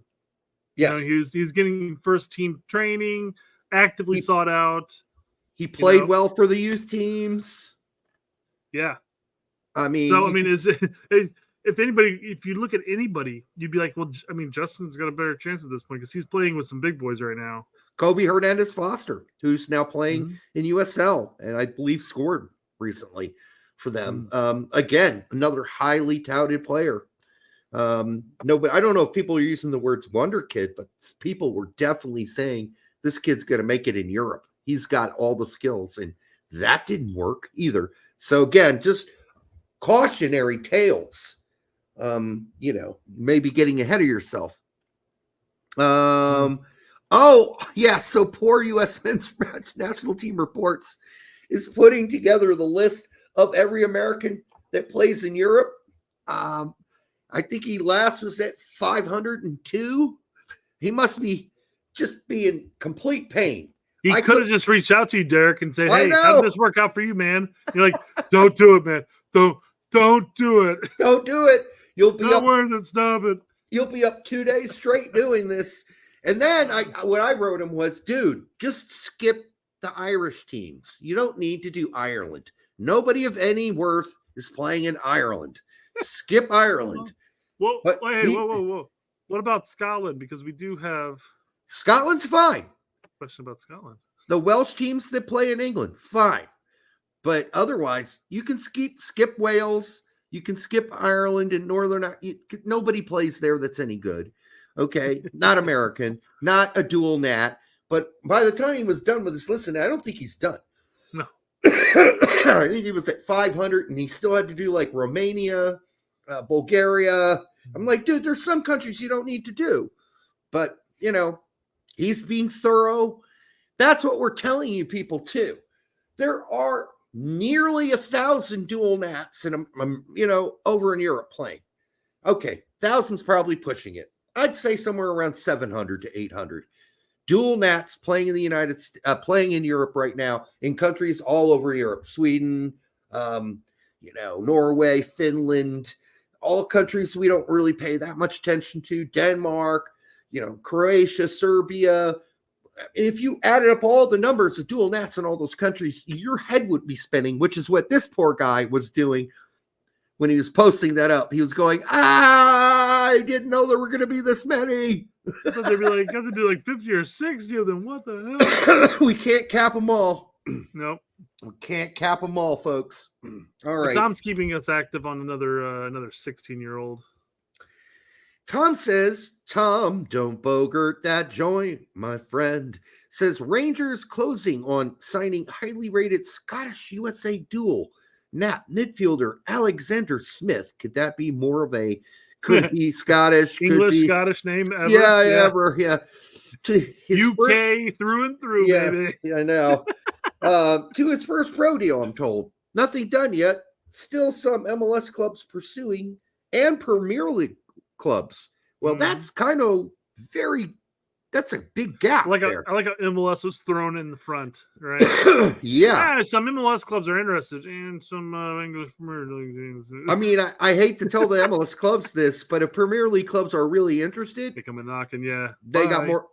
He's leaving. Unless you're who is the other big prospect that refused to go to Arsenal when he Lewis Gill, another anointed Prince player, the next big thing, the next biggest best player, Louis Gill. These overly hyped players have been going on for decades, and Derek and I are old enough to know them, and that we're going like, yep, not another one, guys. Come on. Paxton Pomacall is supposed to go to Bayern now. Again, to be fair to him, injuries really stunted his career. Smith turned 16 this summer, linked with Arsenal earlier this year.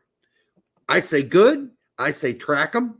I say keep an eyeball on him. Don't ogle him. Don't prince him. Don't knight him. Whatever. So 16 years old, closing in on EPL sides, MLS sides, and Rangers. Yeah. Where if you were this 16-year-old kid, where would you venture off to? Yeah, you want to go and play in a an EPL development team, academy, and youth development team. I mean, at 16, yeah. I mean, if he was like 17, 18, you could say Rangers wouldn't be a bad option. Right. Guaranteed Champions League games, one of the top 2 teams in the Scottish Premier League, and could venture out into like a mid-table EPL side at one point. Because you can always do your youth development with Arsenal, as is written here, as one of the teams that are interested. And if that doesn't work out, they'll just loan you out to the Rangers. Rangers and there you go. Problem solved, right? Yeah. What does this kid look like? Doesn't look 16, man. Yeah. He looks. Lord, I mean, Kevin looks older than him. He's 2 years younger. Yeah, he looks 15 there. He's 15. He's going to turn 16 soon. He doesn't look old enough to drive, man. I'm just going to flat out say this. Yeah, does not look old enough to drive. Yeah, I mean, I don't know. We'll see what happens with him. But oh yeah, stop, bro, stop. Yeah, listen, like he's got to be 12, man. Jack Pineda says he looks 10. Larry, all we do here is report the news as it's being reported. And Tom Bogart is one of the biggest, journalists at The Athletic, breaking soccer news on a daily basis. Am I happy with the way some of his posts? No, I don't like him using Wonder Kid. I don't like that. I think it's perverse. I think it's too soon. I don't think it's fair to the kids. And in this case, at least he didn't call him a Wonder Kid. So I'll say one thing about this kid at the age of 16. He looks like he's got an attitude. He looks like he could be like a young Flynn Dempsey, right? Just a little. Roy Kent, like. That also looks like that's just his face. Wait, no, he's got the brow, man. Look at the brow. His eyebrows are arched down. He's angry at something. I think it does also look like maybe his sister broke his switch and he's pissed off going to tell mom about it. I don't know. Well, we're going to move on, Derek. That's all the dual nats I had today. Dual nuts. Let's move on to the next topic. Transfer news. Who's getting mounted on transfer news? Who's getting ogled on transfer news? Everyone loves that transfer news but me. Whatever. All right. K-Roll Figueroa has signed his first professional contract with the Reds. Congrats, K-Roll. Where's the Wonder Kid part? Let's start hyping this kid up, right? I mean, more so than he's already been hyped up in the U17 top talking points anyways, but he was never hyped up as much as Sullivan's been hyped up. Untouchable. That's actually signed a professional contract with Liverpool. He may never play, but still, that's something. Most don't.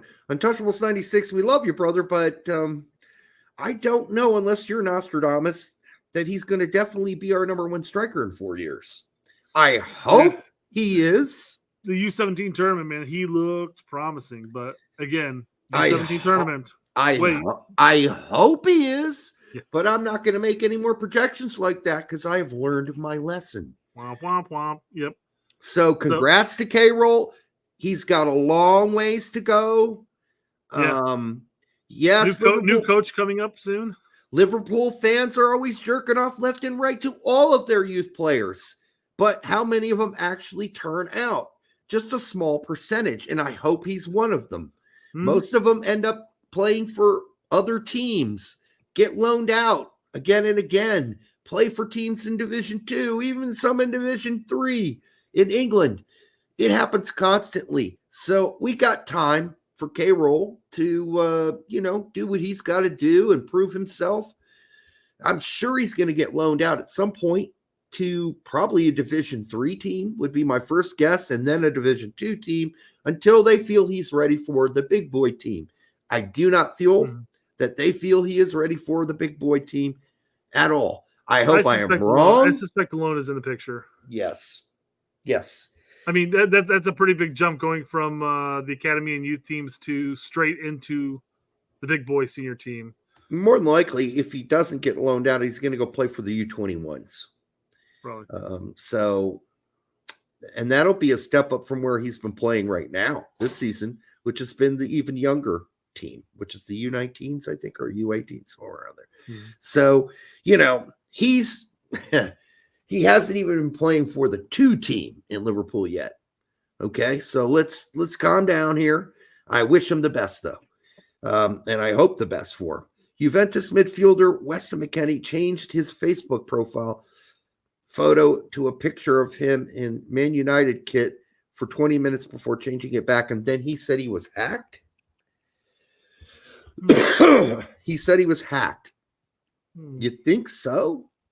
Somebody's going to waste their time hacking McKennie's X to put this out?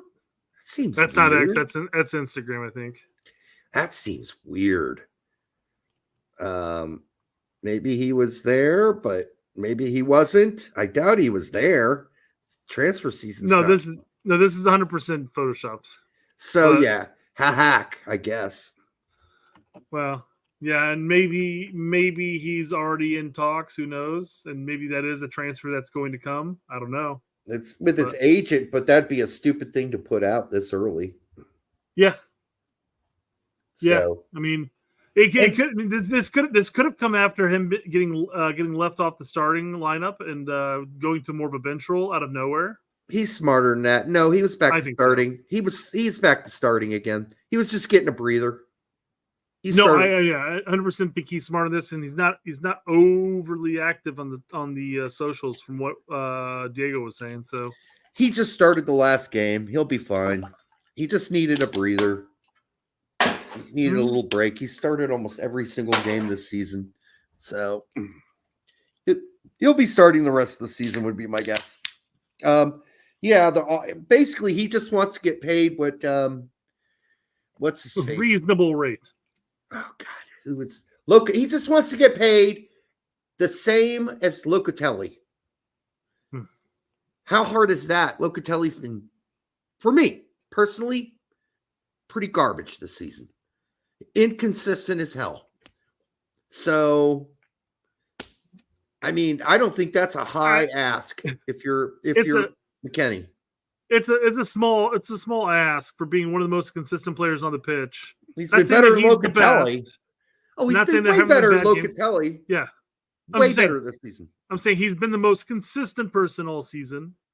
And it's not a hard ask to say, hey, I deserve a raise, guys. He just wants the same salary as Locatelli and some of the other players that don't even play. Have barely played this season. Who ride pine. Like Keane. Right? Keane doesn't play. He makes way more in salary than McKennie. Yeah. Well, Italian and names alone. Yep. All right, what else? All right, moving on to transfers, and we're just going to start talking about some Yanks abroad here in the sense. Yanks abroad. Not necessarily a Yank abroad, but this could, in theory, affect a Yank abroad. God, this is a nightmare. This is. God, I can't wait to drop AC Milan's current manager and pick up Tuchel ball. God, that way we have Allegri and Tuchel in the same league. Well, the worst thing is for Pulisic. I know. I'm just saying that Tak's going to be it's Terrace ball all throughout his entire Yanks abroad segment because it will be sure. Okay, but Tuchel, suck for Pulisic. Tuchel isn't a bad manager. Okay, he's had his accomplishments. I don't like this at all. It's incredibly stacked teams, though. For Christian Pulisic, I do not like it. And the other thing is that Tuchel rubs upper management the wrong way wherever he has gone. PSG, well, that's easy to do at PSG because they're cocksuckers. Chelsea's had had issues there too. I think Tuchel's a fine coach. He did great things at Dortmund. He did good things at Dortmund, very good things at Chelsea, great things at Chelsea. Not Chelsea so. He had the Champions League win. Yes, I'll grant him that. Yeah, that's a great thing. But following that, he basically set up the team to become the team that ends up middle table moving forward. Yeah, that wasn't all his fault. He didn't pick all those players, so I don't think those was all his fault. But Bully hadn't taken over at that point. I mean, I feel like that's just that. He changed formations and players every single game, practically. Yeah, that's not going to breed consistency on a team. And then, Pulisic was injured through chunks of that too. I get it. I don't know. I don't like it. Small injuries during that time period, though. I don't like it for Pulisic. I really don't. And I don't know how it's going to affect Musa, but I'd rather have somebody else. I think he did good things at Dortmund because he has basically it was a young, promising talent, squad that you could play your game and let them run ragged. He went to PSG, right? After that? Yes. Yep. You basically couldn't manage all the egos there. Well, beyond that, they're tyrants at the administrative level, the ownership level. Sure. Yep. Then went to Chelsea, had a successful year and Champions League win, and then fizzled out. And then this is the first year Bayern hasn't taken the league in how long? 12 years. I'm not saying that he's not a bad manager, but it seems like he's managing incredibly good teams and then just not necessarily getting the results you'd want consistently. Well, yeah, he didn't really take PSG to the promised land and certainly did not take Bayern to the promised land this season with that roster. Yeah. Yeah, maybe Tuchel's the best of Tuchel's over. Sometimes coaches need a break. Managers need a break to go reflect, look back on what they did, think about what they would have done differently. But if you keep flip-flopping them to new teams over and over again, but then again, AC Milan are going to be desperate. That's why I don't like this. There are lots of teams that are desperate. Fuck, Bayern's desperate, to the point that they're going to take Rangnick, So it's just crazy. There are teams who are desperate, and they're going to take the first best good thing they can find. That will crawl out from under a rock. And yeah, I mean, he could have salvaged the season with a Champions League win.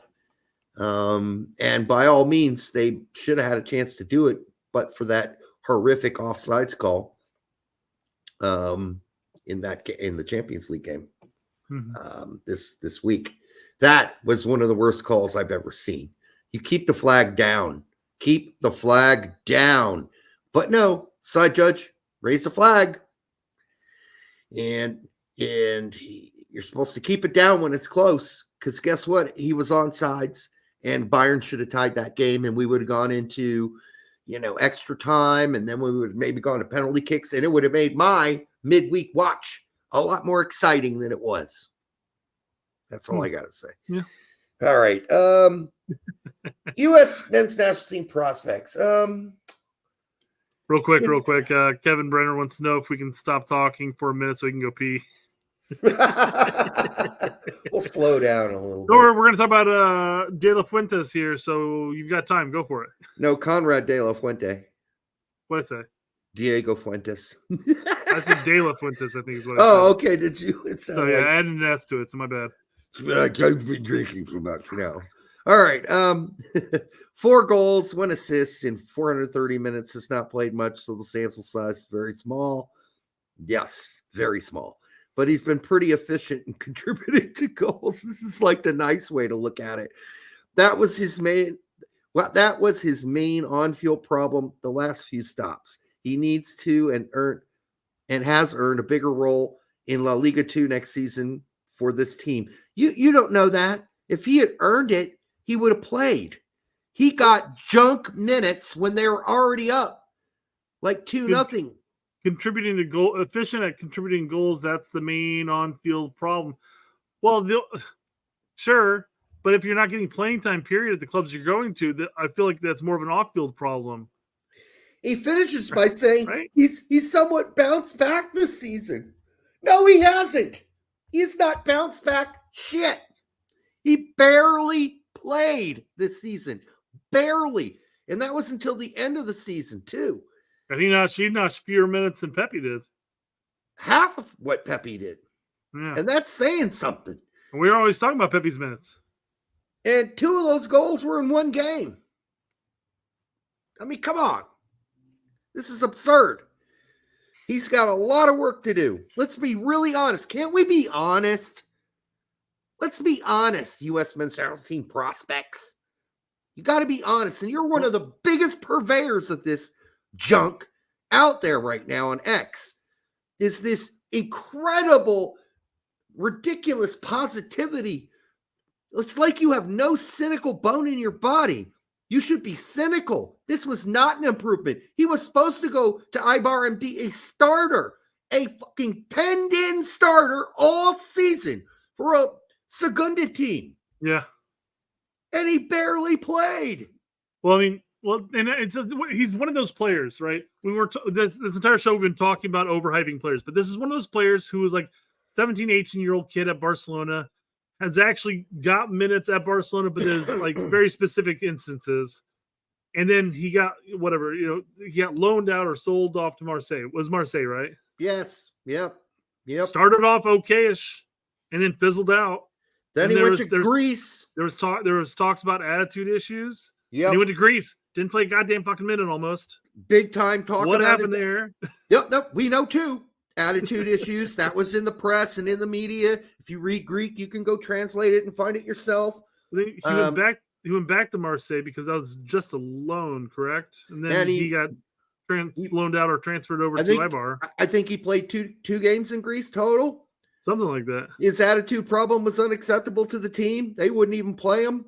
He wouldn't even make the 18. They sent him back to Marseille. Marseille shipped him off to Ibar, where they thought for sure he will get time here. Nope.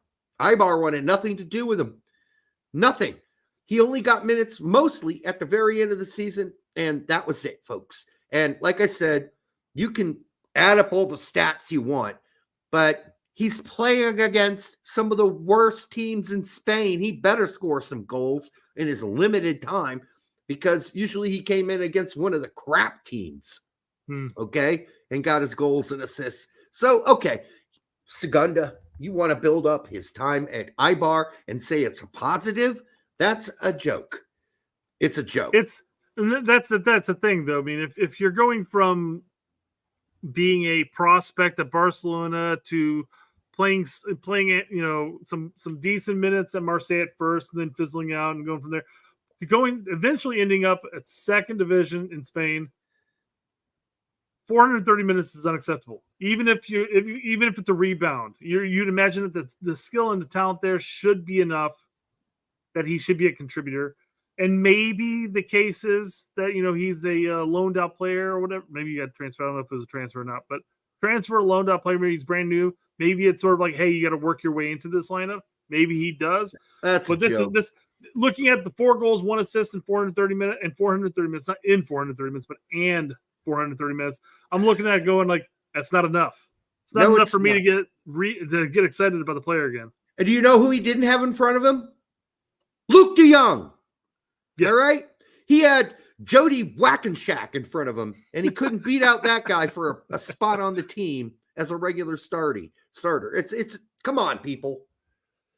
Ugh, this is just ridiculous. Some of these arguments. Well, look at Pepe. Well, Pepe had Luke DeYoung in front of him, the most prolific scorer in Holland. All right. Mm-hmm. Yeah, that's more of a battle. You got to beat out Luke DeYoung to get minutes. And, I mean, shit, Conrad had Dick slapping shit in front of him and couldn't get minutes in front of him. So there you go. Conrad's got a lot of work. I'm not shitting on him. All right. I'm just trying to be real. Unlike these jokers out there telling you this was a positive thing. It was a step in the right direction. No, it wasn't. It was a disappointing 9 months. And I think if Conrad had a mic shoved in front of his face, he'd say, yeah, I really expected to play more. This was really disappointing. Derek, nearly anything is going to be a step up in the right direction for not playing at all in Greece. That was embarrassing. Anything is going to be a step in the right direction. Not playing in second division Spain would be a step up from not playing in Greece. And to go to Greece and then have, the press, it leaked to the press that you had an attitude problem, you were lazy, didn't work, had an arrogance issue. Yeah, none of that's good. None of that's good. Mm-hmm. Yep.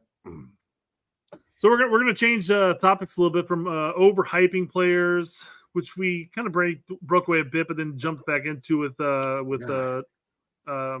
Conrad there.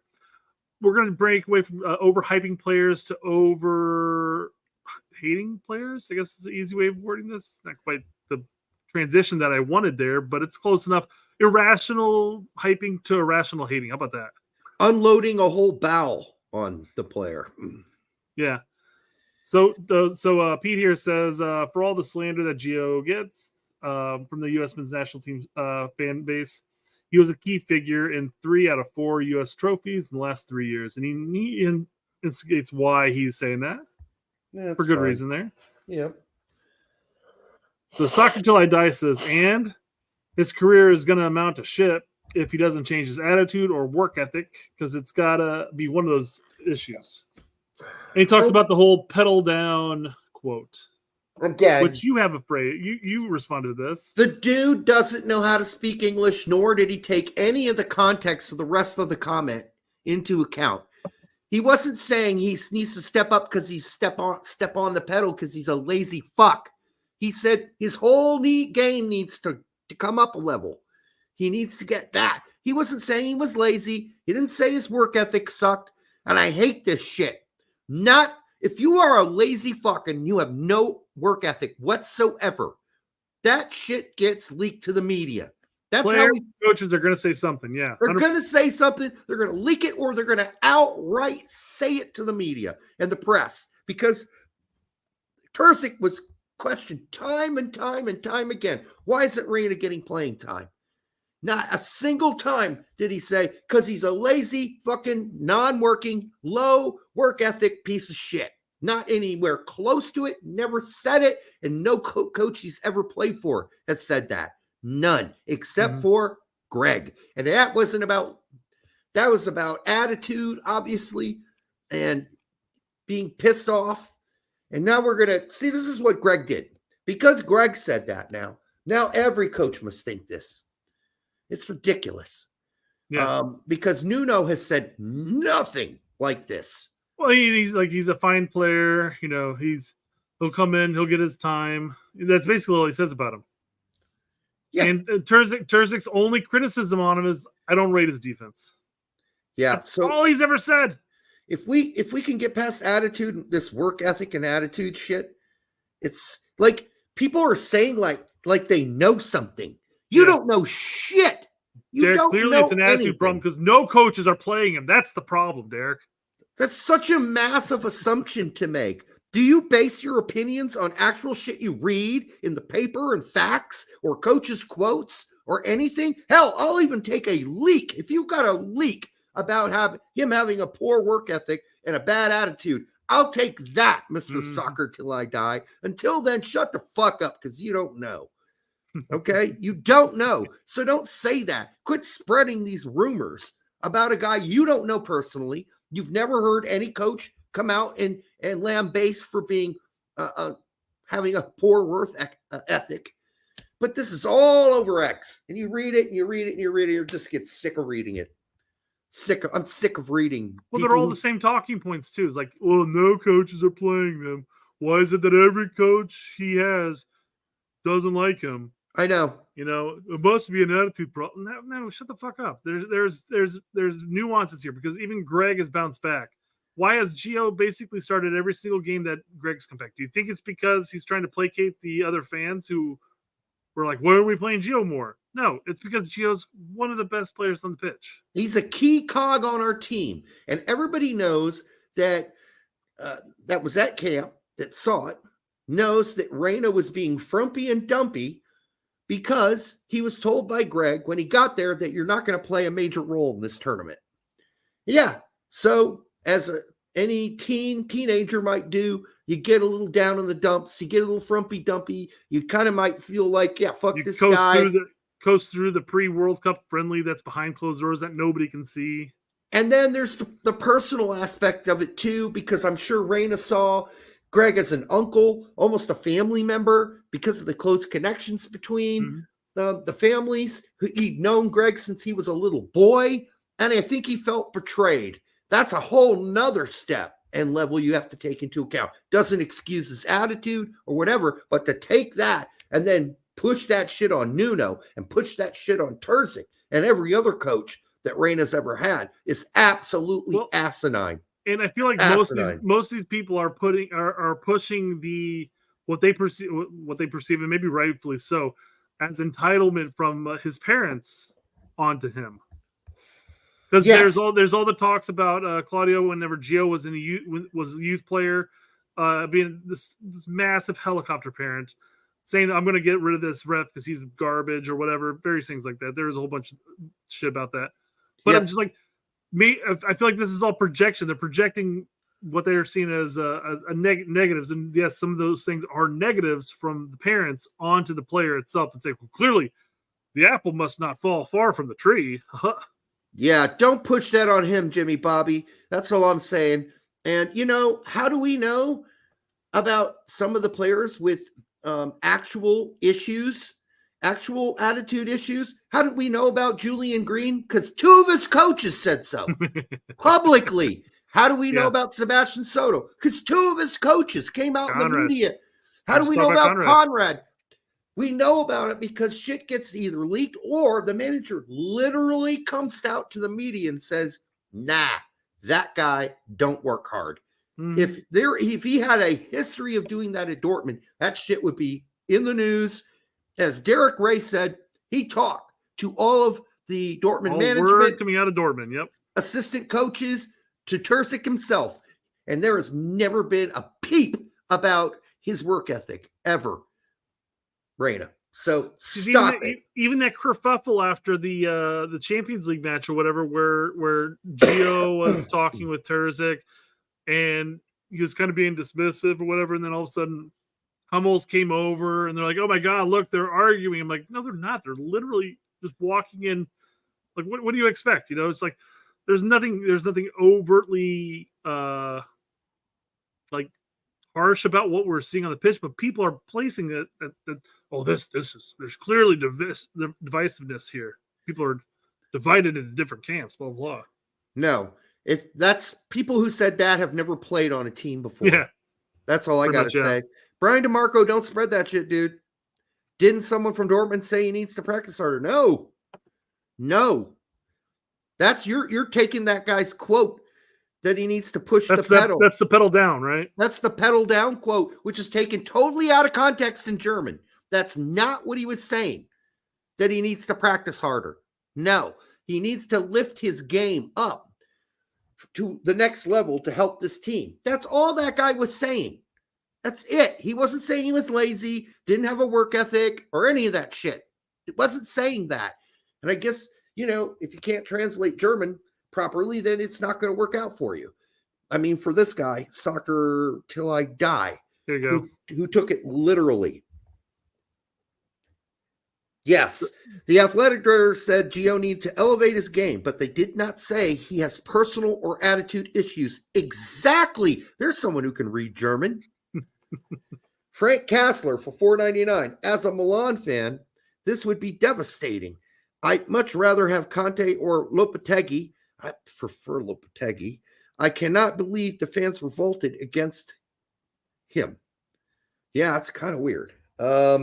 Thank you, Frank, for your $4.99. I really would prefer anybody more of an open mind because I think we know what Tuchel thinks of Pulisic already. Yeah. Ashton Mook for $2. Thank you, brother. Start Horvath at Copa. Lack of minutes for Turner. I mean, you're welcome to have that opinion, and someone will agree with you, but I don't think that's going to happen. No, that's two different talking points there, though, Derek. Yeah, you don't think that's going to happen, but you could make as a person, you could make that argument. Horvath went and was actually playing, or still playing, I guess, is actually playing and playing well enough, might be in the championship, but that's better than riding pine in EPL at this point. Not the last game, but yeah. Oh, fair enough. But you get my point. You get my point. Overall, he had a rough one last one out, but yeah, I mean, listen, you could make that argument that at least Horvath's keeping his chops up, where Turner is rotting on the bench. I'm sure he does shit at practice and all that, but I just, if Greg, that's not going to happen. It's going to take something special for Turner to lose his job.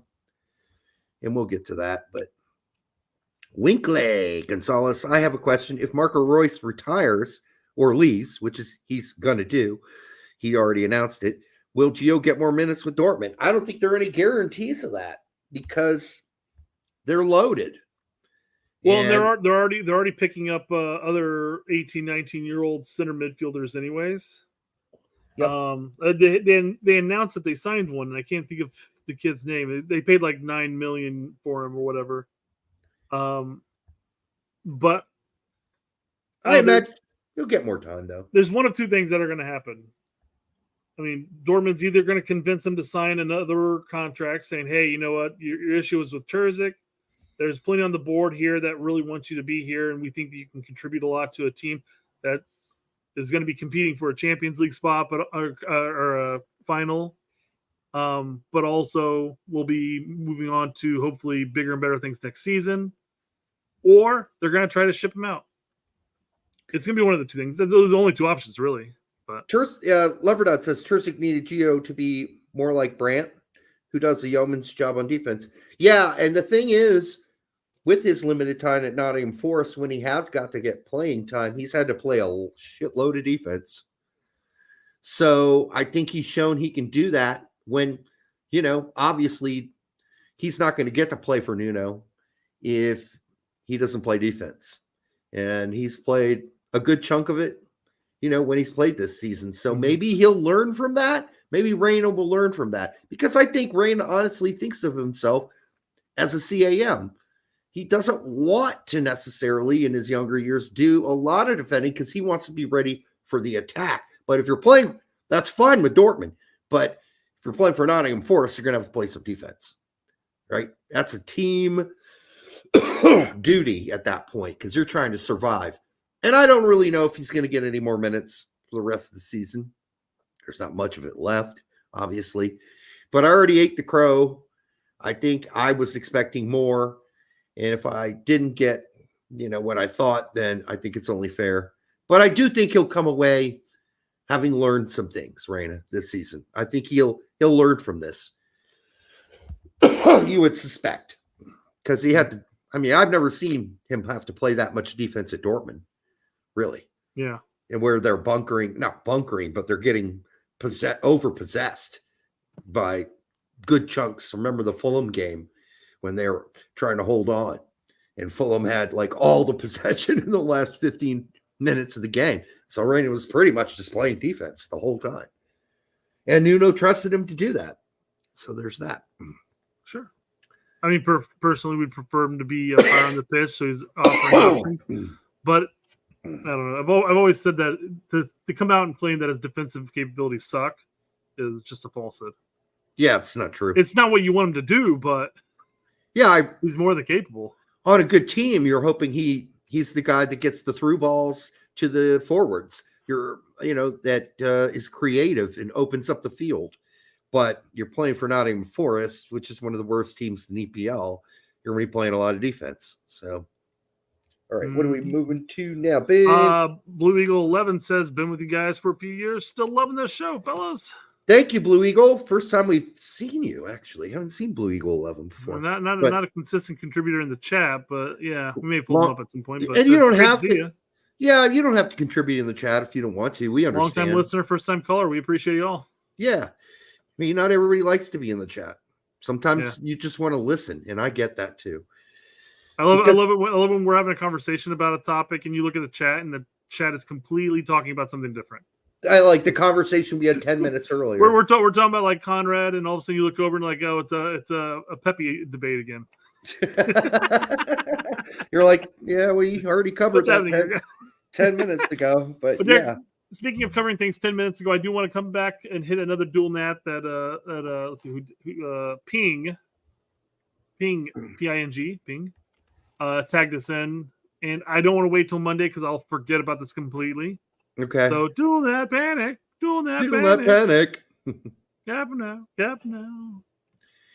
All right, Chris Ramos. That's the kid, I guess you can call him. That's the kid.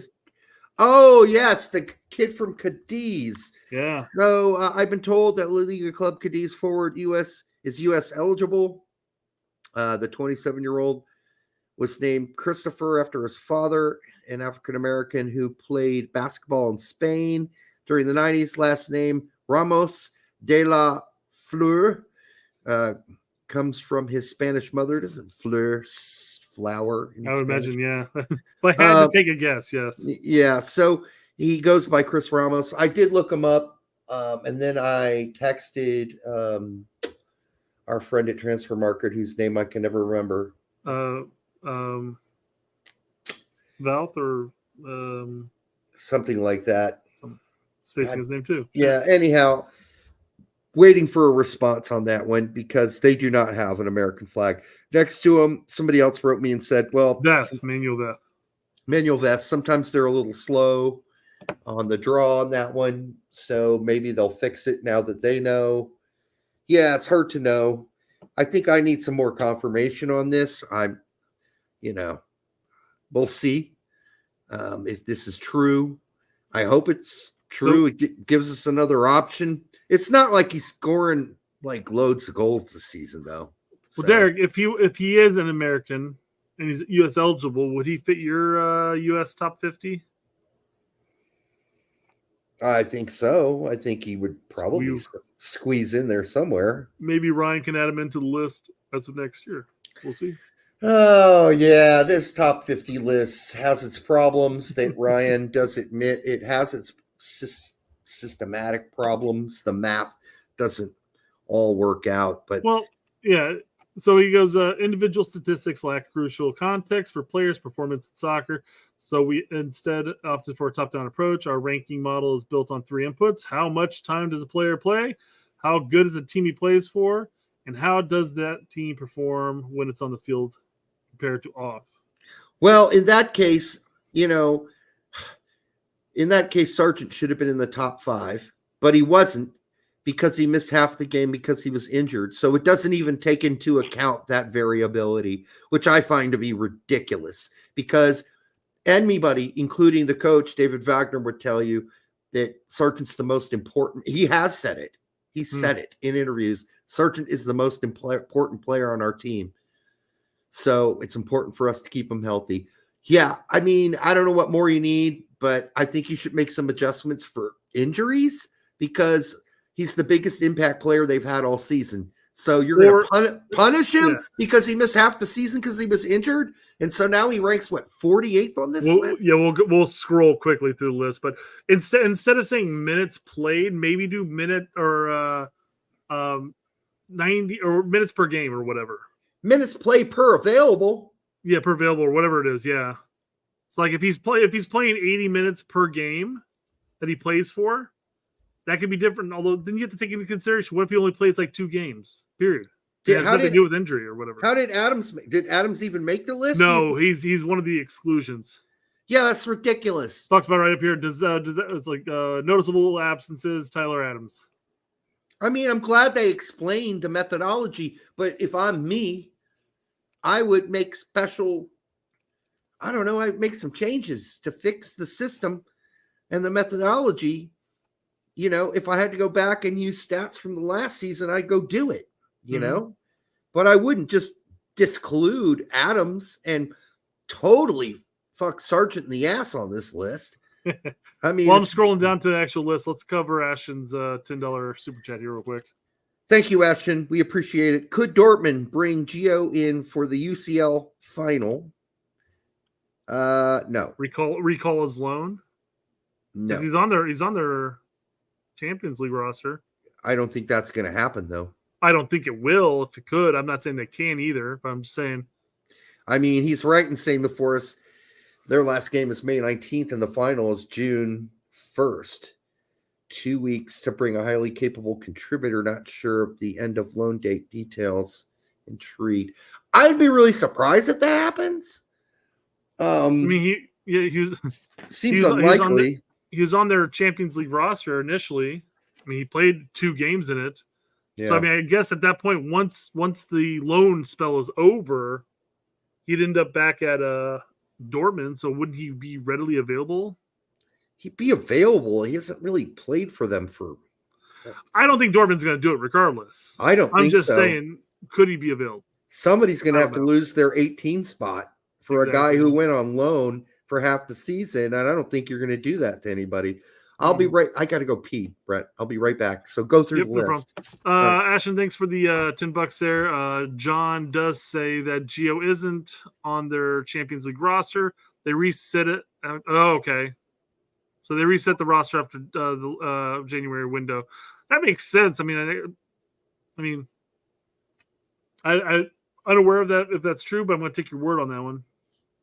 So, quickly going through some of this list here. I feel like the first 2, Weston McKennie and Christian Pulisic, I think are absolutely going to be ranking up there. The first 2, especially if you're taking into consideration, you're looking at teams that they're playing for, how many minutes they played, which you can basically say, barring niggling injuries, I think Weston and Christian basically played all season. So that's not too crazy. Anthony Robinson's having a hell of a season, arguably one of the toughest leagues in the world. Makes sense he's at least at number 3. Serginho Dest, even though his league's not nearly as difficult as some of the other ones, was absolutely having this quality season.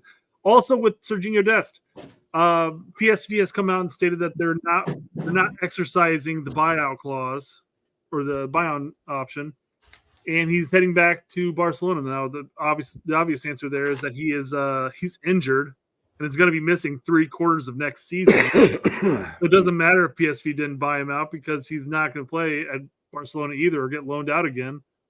So yeah, I feel like maybe PSV may be playing the long game in hopes that, hey, while you're injured, they're going to keep sending you some PSV gear and say, hey, you know, once the season's over, just sign with us for the free. That'd be great. Yeah, we'll see what happens. That injury changed everything for Dest. Yeah. So his life, as he knows it, is totally changed. Yeah, it's on pause because teams are also going to want to know, you know, how is that ACL injury healing? And is it going to affect his mentality? A lot of people have talked about having ACLs and coming back from it and being afraid that it's going to snap again. And thus being a little tender vittles and not playing balls out, so to speak. Fumar says can't buy him without an official medical clearance. Correct. So, what's going to benefit? I mean, obviously the injury is going to hurt his market value as a whole. Yes. And that's going to benefit Dest in the end because I think that's going to open up the door for many options out there. One of which I fully suspect will be PSV in the end. So could be PSV, could be a handful of different Bundesliga teams. Probably not Bayern, but somebody. No, and I wouldn't want him to go to Bayern either, quite frankly. No, I'd prefer him to go to a place where you can guarantee playing time consistently, and that could be mid-table. That could be mid-table Bundesliga. That's fine with me. It's a kid that can play right back and left back. Yeah, like that's a rare thing. Like there are teams that would beg for that. I could even see it being a Premier League team, if not one of the big boys, probably, but maybe mid-table team or something like that in the Premier League. Because left backs are just a hot commodity. Like they don't grow on trees. They really don't. So if you could find one, and somebody mentioned Dest doesn't want to play for PSV anyhow. I mean, he didn't really say that. He did say that. I looked for the quote. I couldn't find it. No, what he said was, to be accurate for him, he'd like to test himself at a higher level. And that's fine. It's not like he says, I don't want to ever play for PSV again. He just said what he wished. He wants to go, move forward, and play at a higher level. It was like not a diss on PSV or anything like that. Yeah. All right. More of a diss on the Dutch league. Are you still covering this list? I haven't gone down to 4, dude. All right. Well, most of it's all right. Tillman, Weah Richards, Zendejas at 8. Wow. What? They must really rate Club America highly. I understand. Get out of here. Yeah, that's. Well, how many MLS players are? If we're going to name Club America in this, how many MLS players are we going to name? I don't think the MLS players show up until way down the list. I'd be surprised if any didn't really. By the way, Zendejas couldn't crack any of these players that were showed up here. Their teams. I don't even think Zendejas would crack Celtic at that point. Roxas Puxas. Can we be honest? We don't know that yet. He's a 19-year-old kid who's been playing in a very inferior league. He's been doing really well in an inferior league. Yes. But they must rate the league a lot higher than we do. Well, he won't be there for too much longer. I suspect this summer he'll probably be gone. Oh, yeah. Then we'll know. We'll know. Mm-hmm. But the funny thing about this is that he's down 2 spots from the previous list. That's what's nuts. He was 14 earlier. Then this system's broken. Yeah. And Cardoso? Yeah. Come on. Roxas Puxas above Cardoso? Man, this is just like at some point, you guys, as a journalist, you got to look yourself in the mirror and go, yeah, I know we tried to do this and we were hoping it would make sense. But actually, this ends up just being a splatter gun against the wall of players in no particular order. The writer played college soccer and knows his stuff. The problem is he used analytics and math. Exactly, Colin. Agreed, 100%. That doesn't work, and this doesn't work here in this case. So, there's Vasquez. He's up quite a bit. Tanner Tessman, Pepe. That's fine. Maximilian Dietz is 22nd. I did not expect him to be this high, but I mean, everybody knows here that I have high thoughts of Maximilian Dietz, and I've been saying for some time, without blowing his horn too loudly or waxing his jock strap, that he's going to probably be a high-level prospect for us come 2020, 2030, maybe 2026. I don't know, maybe. But he's not going to be playing at Firth next season. He will be playing in the Bundesliga. What's funny team. What's funny about this list as a whole, you have Maximilian Dietz in here, and he's playing consistently, and he's got a high ceiling. A lot of people in the know have been saying a lot of great things about him. And to your point, it is somebody to be hyped on to see how he develops and moves forward. But then you have somebody like Austin Trusty, who hasn't been listed yet, who has actually been playing in the EPL. Now, mind you, for a really crappy team, and maybe that's what's really hurting his score, because they do take into consideration the team and how they play. So, yeah, Brian Reynolds and Bello. What? Yeah, look at the first MLS player. This is totally flawed. Gwen Sullivan. Totally flawed. Wow. This whole 26. system. We haven't gotten to our 23-man roster, and there's some players not on that 23 that are going to be on that 23-man roster that haven't been out. Quinn Sullivan. That's correct. Keep going. Haji Wright, Tim Ream. Haji Wright at 28. Like the system is broken. Then. Oh my God. There's Aiden Morris. I don't rate Aiden. I cannot believe he's 29th here. Well, I mean, Aiden could play in Europe. It's going to be up to him to challenge. We'll see himself. what happens when he does play in Europe. I'm just saying, I haven't seen outside of his time in Columbus. So the limited U.S. men's national team. That's what I'm talking about. Yeah, I see very limited options there. I'm not talking about anything but his time at Columbus. Yeah, no, if that's fair, that's fair. You can say that he's been good at Columbus. He's been very not good arguing through that. I'm not going to take a poop on him. That's all I'm saying. Henry Wingo. Why do I not recognize his name? I mean, Henry Wingo's the next Seattle player. He's been playing at Ferrin Fakaris for about 4 seasons straight now. Yeah, I don't know how he makes the list. I don't, like I said, the system here is broken. And by the way, Henry Wingo was injured for quite a bit of the season this season too for Ferrin Fakaris. So I don't get Kevin Brady's at 32. Hollingshead. There are more and more players than I thought, man. Miazga, Green's been injured for some time. Reyna down in 37. So this really isn't a very... That's where you really have to emphasize we're talking about very specific metrics. Yeah, we're talking about a very specific metrics that haven't been put together very well, and you shouldn't be using metrics then if you can't find a system that makes something make sense. As Colin pointed out, this is totally out of whack. It might as well put all their names in a giant goddamn cannon and then shot them at a wall, and as they fell down and slithered down the wall, whoever hit the floor first, because that's what this looks like. It's like I know the Belgian league is like, relatively outside of a couple teams are on par with MLS for the most part. We have Drake Callender listed here, and we have Gaga, who's played consistently all season. And for the most part, it's hard to go in there and find out goals that were actually his fault. Yeah, but he's losing. That's the thing, right? Oipen's not a good team. Right. Miami's a good team because you have Messi on. That automatically puts Drake ahead of him. Yeah. I'm almost ready to be There's done. Trusty. Look at that. I'm just done with this list already. Frankie Amaya. Just get down to Sargent so I can puke. We can get this over with. Oh my God, there are a lot more MLS teams on here than I thought. Sargent at 48.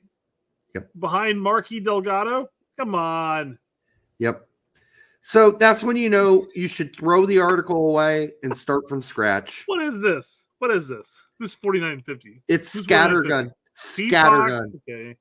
Scattergun. That's what this is. Oh. There is outside of like the first 5 that made somewhat sense, everything after that fell apart. So yeah. All right. I'm just curious, real quick, looking at 23-man roster of top 23 players. We have Weston McKinney, so we have Pulisic and Weston midfield. So top 4 fine, top 5 okay. 6 fine, 7 fine, 8. Yeah. Just Balogun, Musa, Joe Scally. Defense is going to be our problem, right? Kenzie Maloney, John Brooks. Never mind. 23 could be a could be a decent roster. Yeah. I mean, there are names that are missing, of course, but there's probably a relatively decent lineup in there. Yeah, there's a good lineup in there. What am I talking about? You could come up with something there, but yeah, don't use that. Don't use this. My problem is the casuals that go over and read this article, and maybe not many casuals will, and they scroll down the list and they don't get to Josh Sargent until 48 and they've already stopped reading. I mean, yeah. What happens when Marquis Delgado doesn't get named to the Copa roster, but Josh Sargent does? And how confusing could that be? If you're a casual, and you printed out that list and you're, and then you're reading it as you're looking at who gets announced to make the team, you're like, what the hell happened here? It's top 50. There's like 15 MLS players. What the hell? Yeah, where's Zendejas? Yeah. Okay. Where's Drake Callender? Well, he'll probably make the team anyhow. Let's start breaking off into some Copa talk here, I guess. This isn't quite Copa talk, but this is leading us into Berhalter as a whole. Again, we've read other things from Ancelotti last week or Monday. And here's just another good piece of advice. A good coach is one who adapts the game to the characteristics of the players. I have Modric and Cruz. I can't expect to press much. I'll give you an example. If I have Ronaldo in front, I study hard how to get the ball to him. Another example, at Real Madrid, I have Vinicius, who has a little engine under his feet. I would be incapable if I didn't use the counterattack. I see coaches who think football is a science, but for me, the simplest game in the world. You play and adapt according to what you have. And yeah, I get it. He coaches Real Madrid, but that applies for every team, really. It really does. And if it doesn't, especially if you're a national team manager, then you're barking up the wrong tree, even if you are an African dog. Well, I feel like even at the club level, you kind of have to adapt to the players. Let's say you're a new coach coming in. You have to adapt to the players you have, because you can't just go out there and get a whole new roster. You might get a new player or 2 or 3 in here, but you have to kind of adapt to who you got at that point. And then over the course of a couple of years, if you manage to keep your position that long, at that point, then yeah, you can start molding the team in your image and who you want on the team and who you want on the pitch. But it's not always like that, regardless. Nope. So what Ancelotti said is perfect. That's how most. I mean, okay, and then there are people going to say, "Well, Pep, it's the opposite of that." Yeah, suppose you can do that if you're a genius and you got 5 days a week to work with the team. Sure, you can make it a science if you want.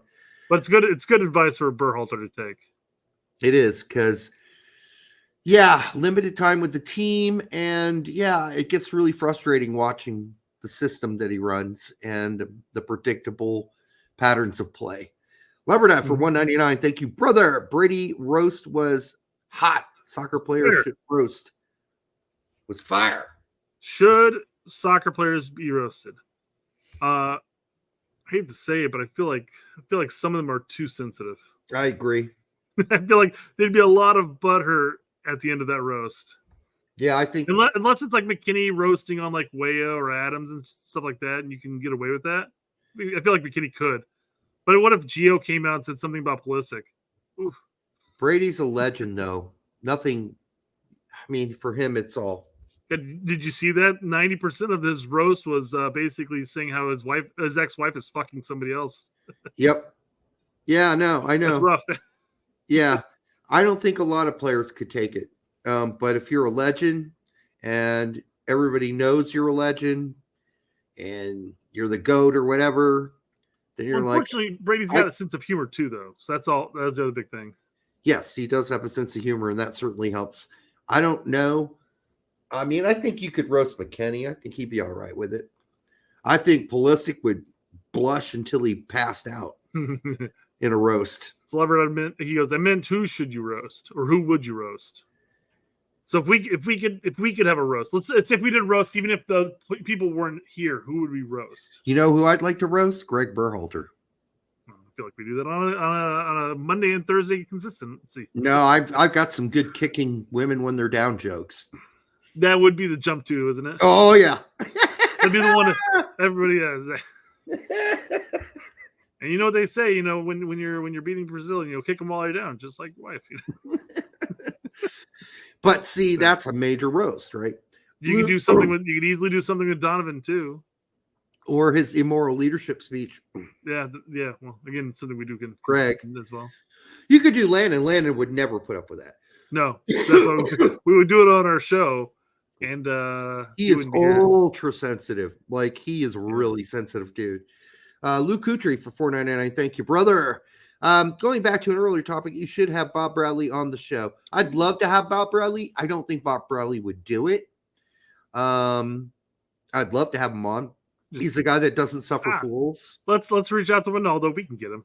Ronaldo, like, hey, these guys are fun. They talk about the past. I would love to just shoot the shit about the 2010 World Cup.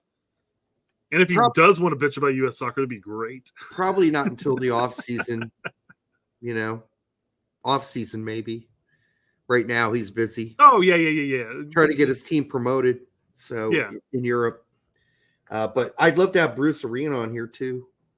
Yeah, Bruce is the guy. I feel like he would lay out some drama. He might. Look at Yeah. this fucker over here. This is what he did. This is why I got kicked out of MLS. Me kicked out of MLS. Right. I don't think he'd bring up Richie Williams. I really don't. He's got to stay away from that. I feel like that Bruce is aged though, man. At this point, just coast. Enjoy your retirement. Basically, from what I've heard and understood, is that Bruce called him an F word. Okay. Called him a bundle of six. I get it. Yep. And, that's not something you probably should say, obviously. Well, but, I mean, again, the terminology was definitely ingrained in a lot of our vocabulary to some point, and he is East Coast. For him. Yeah. I mean, so that was a common word when we were young, too. It's not anymore. Bill Burr has an entire skit about that word. Well, so does Louis C.K. Just because I say it doesn't mean I'm disparaging these people. I'm saying because of X, Y, and Z, Well, Louis C.K. has that whole thing where he says, quit being an F word and put that dick back in your mouth and suck it.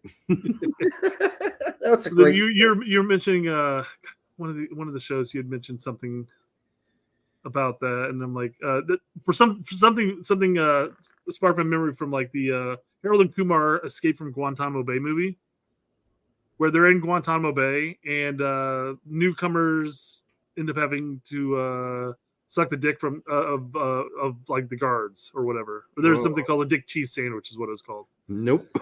And he goes, all the guards at Guantanamo Bay are gay. He goes, it's not gay to have your dick sucked. You're gay for sucking my dick. Well, that's what my bassist would say. My ex bassist for my band back in the 90s. That's probably what sparked it, actually. Then. Yeah, maybe so. It was a cock meat sandwich. Thank you. There it was. Yeah. That's some good shit. All right. It's not gay to have your dick sucked. You're gay for sucking my dick.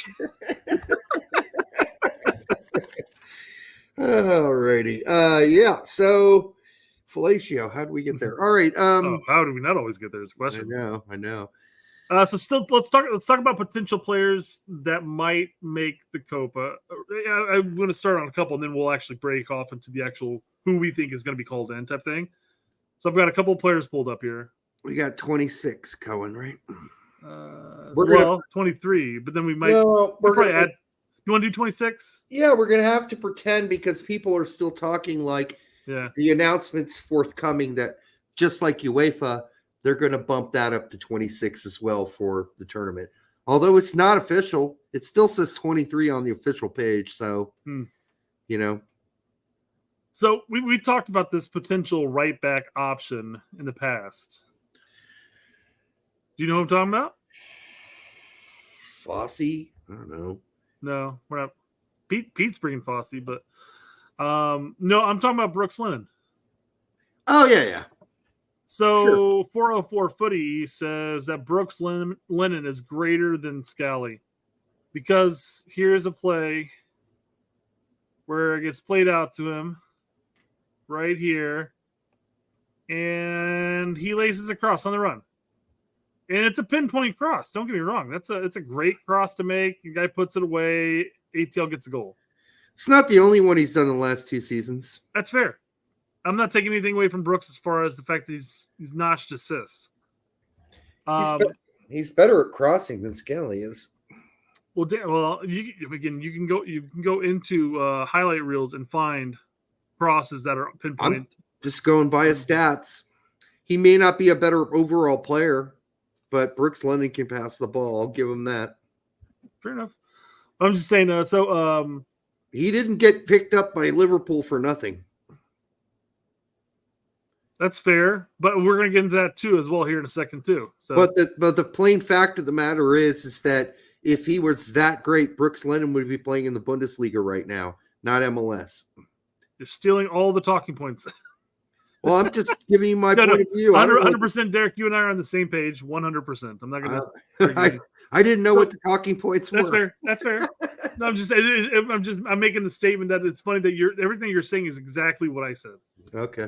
So I specified. I'm like, well, how many crosses came earlier than that highlight? On top of that, would Lennon be able to do that in Bundesliga? Yeah. If Lennon was lacing crosses like that with consistency, he wouldn't be in MLS. Yeah. You can find examples of pinpoint crosses by Scally on YouTube. And Not I'm not saying in the level of consistency that Brooks Lennon laces them, right. but you could still go in there and find Scally lacing a 40-yard change of play ball right on a freaking dime. And I'm not saying that's every single pass he makes. By any means. They're few and far. They're few and far between. What Scally is like a solid ass defender, and I think he's a better defender than Brooks Lennon is, and I think that's where Brooks Lennon would suffer in the Bundesliga. I think he'd get beat, but as far as just a guy, if you just set up some balls and said cross them in all day, and you had like a target, I think Brooks Lennon would hit a lot of those targets. But if he were fantastic in all phases of the game, or more phases of the game, then Brooks Lennon wouldn't be playing in MLS. He'd be playing in a Bundesliga. Yeah. So 404 does jump in and says Lennon's been crazy form for the past 2 seasons. Yep. Well, season and a half. But yes, and I agreed. I'm not taking anything away from that season. And he's on par right now. He's on par right now to duplicate what he did last season, which is great. Yep. Good for him. Not taking anything away from him. And he makes these crosses consistently every game. The only reason he isn't still at Liverpool is visa issues. No, that's not the only reason. Because he's old enough to go over there now. And now, of course, the visa issue. Yes, he doesn't play for the United States men's national team, which they've loosened up, by the way. So, yeah, I'm not buying that. So when I said he's 26 years old, there are plenty of other countries in Europe that have far less laxed visa requirements. Germany. I'm not bashing the guy, simply saying if this was the norm, then somebody would have snapped him up. Yep. The guy had a banger season last season, on pace to dupe it this season. So yep.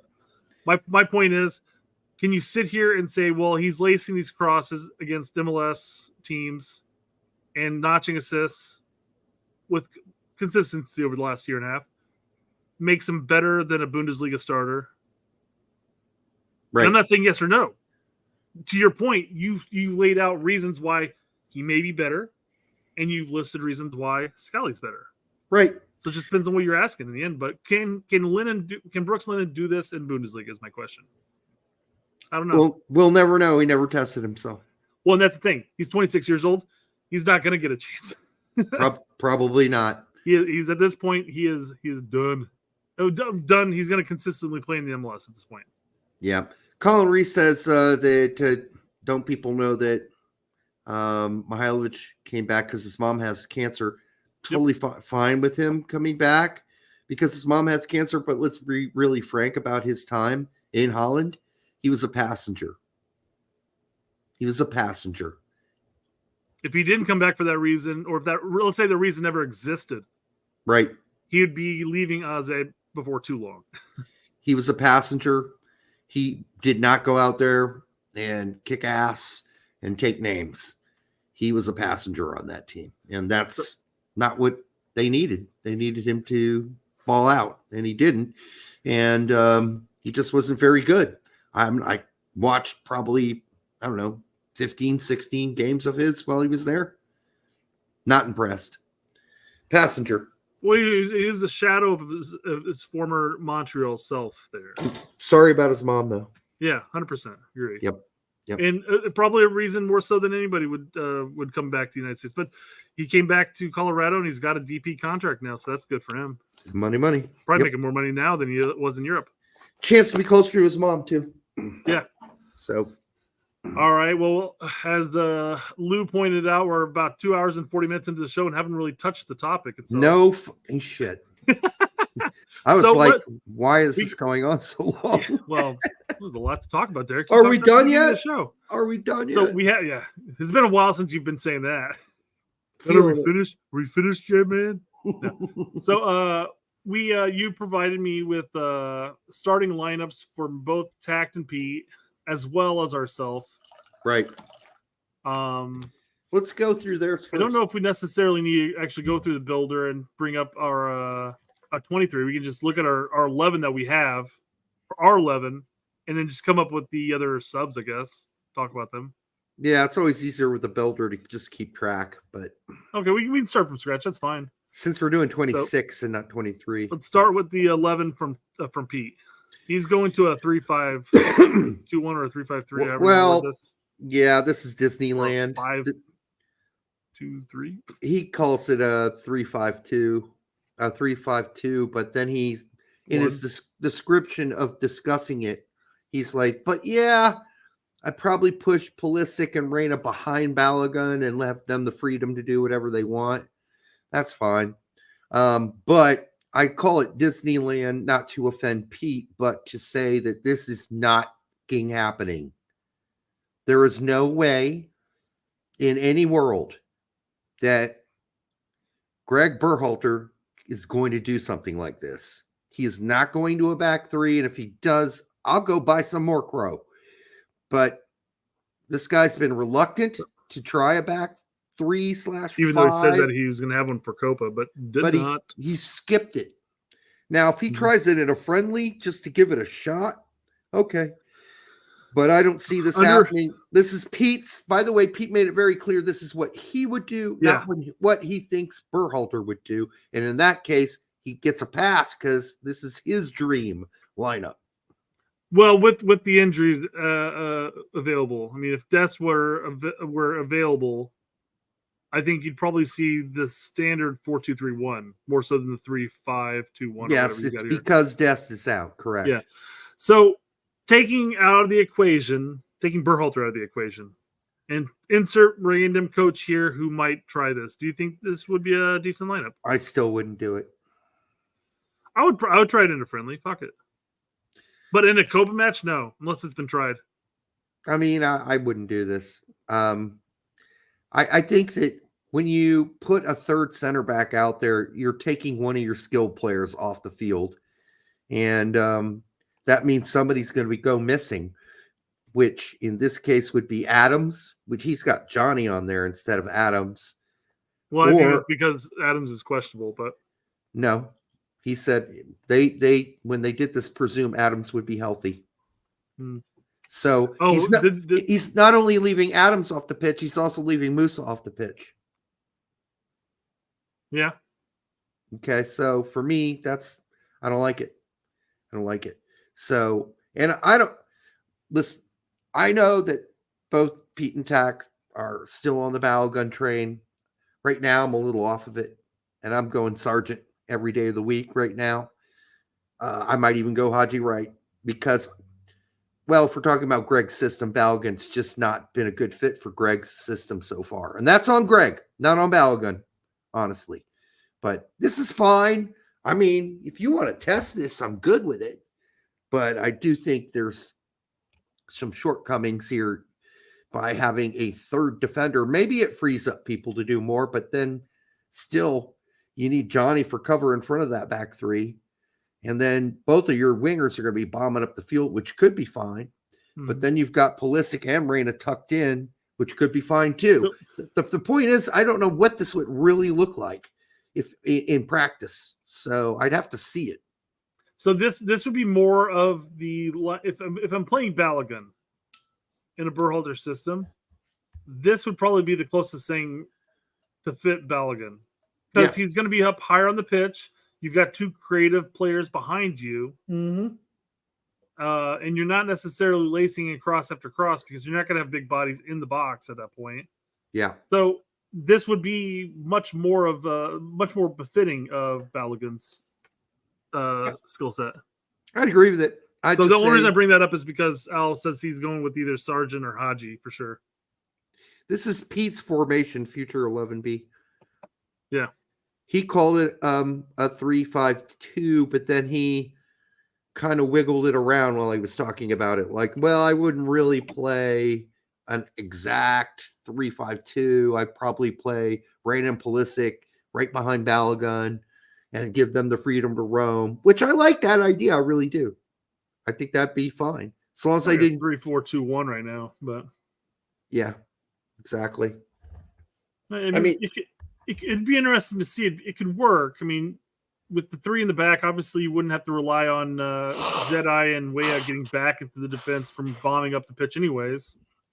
And that takes Pulisic out of Jedi's way.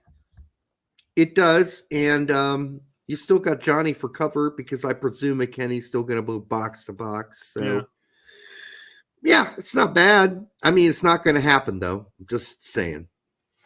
No, I agree. But still, it'd be interesting to see what could happen. Change some things up. Sure. But not in the pre-friendlies before Copa. I wouldn't change up too much.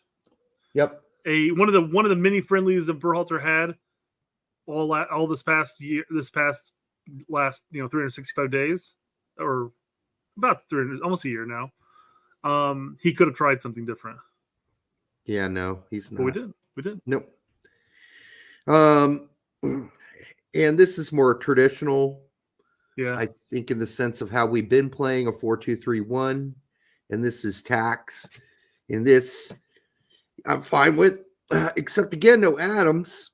So I think Johnny, in their minds, has definitely, eclipsed Adams. Well, I know Tact is not necessarily Adams' number one fan by any means. I know. So that's probably why he puts Johnny up there ahead of him. And again, if this is his personal, what he would do, which is what it is, and not what he thinks Berhalter would do, which is what we're all usually stuck trying to figure out. I'm fine with this. Again, I'm just surprised that, I guess I'm not surprised he went with Johnny, obviously. It's Adams. I think it'd be more like Adams over Moose at this point. Because I think Johnny's a guarantee, so it's Musa or Adams, quite frankly. Yeah, you could play Johnny as a box-to-box. When I say he's a guarantee for Tact. In that sense. Who is? Johnny. Yes. But, I think we all understand that Tact doesn't think that Adams brings anything going forward. At the same time, I think he misses out on those things that Adams does defensively as a destroyer, cutting down lanes, and that nobody else has the skill to do. I'm not saying that Johnny's not a good defender, but he's not Adams. And I think the only other player with that kind of defensive IQ that we have is Maloney. I think Johnny's fine, but I think he's very diverse. He could do box to box if you need him to do box to box. So, but this is much in line with the sort of setup we're going to see from Berhalter. Yeah, and we had talked the two spots for me, quite frankly, are either going to be the 9 and the right back role. And we had talked about the right back role, and I had predicted that Berhalter would more likely have McKennie. Yep. If a Copa game were tomorrow. Yep. And it wasn't Skelly. I think you're both Skelly out of the equation. I said I think it's McKennie, and I know that you've made the argument for Musa. And I would, if I had to choose between the two, I would choose McKennie in the midfield, personally. Yeah, I would too. I think McKennie's more likely to keep his box-to-box role, even though he got thrown out there, obviously, by Berhalter at right back. But I think he's going to test Musa at right back during the friendlies, because otherwise Musa's not playing, right? It's going to be McKennie, Adams, and Reyna starting in the middle, and then Scally out right, and Musa's going to be riding Pine. And I just don't think that Berhalter's going to stand for that. And Berhalter's not a gigantic fan of Scally anyhow. So I think you're going to see Musa be tried as a right back for Berhalter. Yeah, I think Scally is going to get the go ahead for the first friendly for an extended period, for a period of time. And that's going to be his, you better ball out or else you're riding Pine moment. Right. Because otherwise Musa's just riding Pine. He's going to come in, for 20 minutes to fill in for whomever at midfield, McKennie, Adams. Adams, probably Adams because of his fitness, but maybe not by then. Maybe he's fine by then, Adams, and he can go full 90. But I just don't see if he can avoid it. I think he's going to keep McKennie in the box-to-box role in the midfield. I think that's just something he's going to have a hard time letting go of. And then ours is more, what do we think Berhalter's going to do? Because we really don't do a whole lot of Disneyland here. And I think this is, I don't know. I think this is very possible. Again, the question becomes right back. I've got Musa at right back. You can make the argument it could be McKennie. You can make the argument it could be Weah. But I think Gregg will go for the less spot rocking the boat is absolutely possible. And he's going to want to keep the Pulisic Weah thing on the wings and keep his system running like it normally did. He's only thing that's going to change for Gregg is I'm going to find a right back who can push the ball forward better than Scally can. Yeah. But still not going to be much of a threat, honestly. Yeah. So I went in through this up here so we can go to the subs. Because we have so Sargent, Pulisic and Weah, Reyna, and Weston, Adams, assuming Adams is healthy. And Musa, Jedi, Riemann, Richards, and Turner. Yep.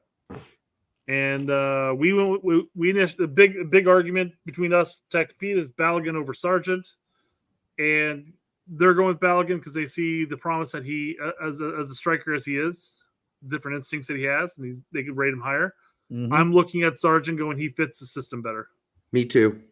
So it's the only reason why there's a slight variation to that extent.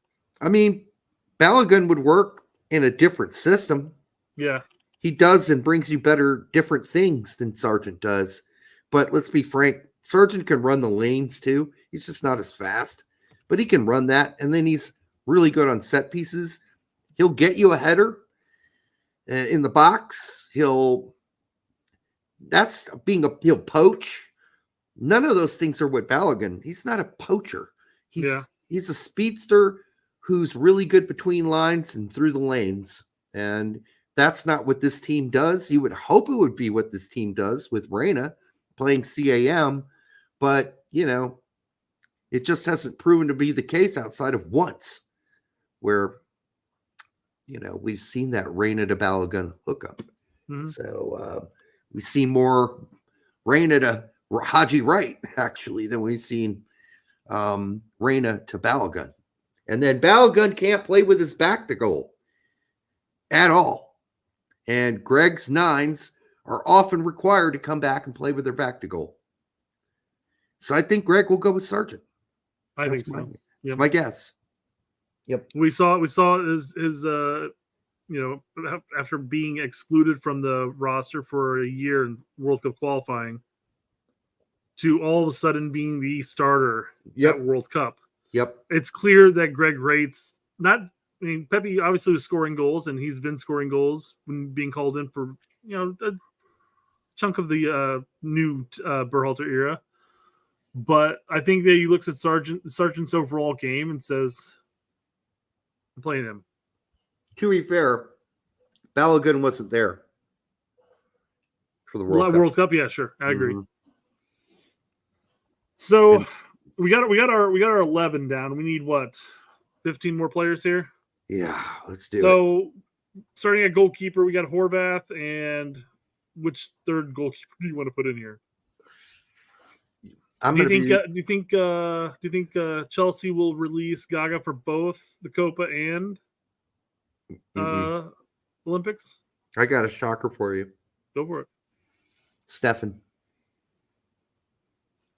I would be shocked, but you know what? I don't really care who goes in the third one here because I don't either. It's not going to happen. The big obviously the big topic there would be is that Gaga and what's Columbus's goalkeeper? Schulte. Schulte, thank you. Schulte are heading to the Olympics, and I liked Pete's comment of saying whoever the third U23 goalkeeper is going to be the third goalkeeper for Copa. Again, this is what he would do. So that'd be interesting for Brady to go to Copa. Obviously not going to play, but could at least get the experience and the exposure. Here's what I'm going off of. Go for it, yeah. Regular phone calls with Zach Steffen, between Gregg and Steffen. And Gregg is going to want to give him another go, another shot, just to show he's still loyal, he still believes in him. They've been in regular phone contact. He's let Stefan know what he needs to do in the season to get back on the team. I think Stefan is doing that right now at Colorado. And, he's a regular face from this team. He's going to have to, of course, embrace the fact that he may not even be second string. He may be third, probably second. I think he steps over Horvath, to be honest with you. If Big move, Berhalter. he gets picked. But I'm just thinking of Gregg mending fences, and this is a good way for him to do it. I know that's a really weird thought, but if I'm wrong, I'm wrong. I just think, surprise, surprise, don't be surprised. I'd prefer Berhalter to be a man in this decision and not only include Zach Steffen if he thinks he's legitimately the third option. He's having a good season. No, I'm not taking anything away from Steffen. I'm glad that he's finally bouncing back. But I'm just saying, if he gets included, it's because Gregg really thinks he's the third, not because he wants to mend fences. That's a lame cop out. No, they've been tracking him. And sure again, I'm just going over the phone calls that I know that have happened between Stefan and Gregg lately in the last 3 months. Chicago Fellow says if Steffen leaves, that means U17 goalkeeper Colorado Adam Budry would be starting. Would be starting. Or it's a hell of a jump. But then again, Bodry. It might be Bodry. But that's no different than Gaga and Brady. So good for him. Good for Adam in that sense. They can't stop him from calling him up. Oh no, absolutely not. Yep. I don't think that Gregg gives two fucks about Colorado, honestly. All right, player 2. So who's that? Player 2 is Jedi. Lund. It's gonna be Lund. And there is no third option there. Now more center backs, huh? Center backs. CCV. I don't care which one's which. They're just backups. Otherwise, they throw them in the, behind Richards. But let's be realistic here, I guess. No, realistic would be Miles Robinson. The CCV played left center back for United States. Oh, it doesn't matter where you put him. I know that's what I'm. Yeah, it's going to be, but Miles is making this team. Mm-hmm. Yeah, I don't care left or right. You can put him wherever. Doesn't matter to me. Kilometer Robinson. Kilometer, yeah. Sorry, that's an inside joke from a year ago at least. Yeah. I forgot who even said it in the chat or on Twitter, and I ran with it. So that's 5. Did we bring 6? That's 4. That's 4 center backs. 1, 2 starters. Then Robinson, CCV. So we need one more at least. Trusty? We'll put that on. We'll put a pin in that one. I mean, you could say McKenzie. Hell, you could say it's Gregg. You could say Zimmerman. I'm serious, dude. It would not shock me if he called up. It would Zimmerman. shock me. Hasn't he been injured up until recently? Is he no, still injured? He's been playing recently, and he just scored a goal recently too. I would not be shocked at all if Gregg Berhalter calls up Zimmerman as his 5th. Here's what I would do differently in Gregg's place here. I wouldn't bring up a 5th. Well, Trusty's earned it. I think personally, he's earned it. He's playing in a top league and he's doing all right for a crap team. But I would look at instead of bringing a 5th center back. So whichever center back you want to nix here. I think most people are probably going to pick Miles that they would nix. I would bring in Maloney, who could play center back if they need a 5th center back. They probably wouldn't need a 5th center back. You would, but Gregg isn't. I know. That's why I said if I would. You don't count in this one. We're doing Gregg. It's me, Derek. It's me. Yeah. So, I mean, I think, like I said, as far as a 5th center back, I think Trusty's earned it. I think he's earned it. I think it's a coin flip between Trusty, McKenzie, and Zimmerman. I'll be really honest with you. I would probably think it's probably going to be less Zimmerman, but then again, I've been proven wrong by Berhalter's decisions anyways. I mean, Zimmerman might go to the Olympics instead. It's true. It's the only thing saving Trusty from being kicked off this team and Zimmerman taking a spot and McKenzie being frustrated as hell, knowing he didn't make the team either. But Yeah, we'll see. McKenzie made the last squad. He didn't play at all, but so that's a good sign for him. This player 5, which is the right back, is an interesting one because if we go for one center back or one right back option, that technically means that we only have one true right back, and then a bunch of midfielders that can pinch in. I think it's Scally, obviously, and we can come back to it if we got a bunch of empty spots left. Player 6 is Pulisic. Let's just move up the list properly. So 7, which is Adams right now. Okay. That's Johnny. Yeah. Weston. Probably Luca De La Torre. And then Reyna would be Tillman.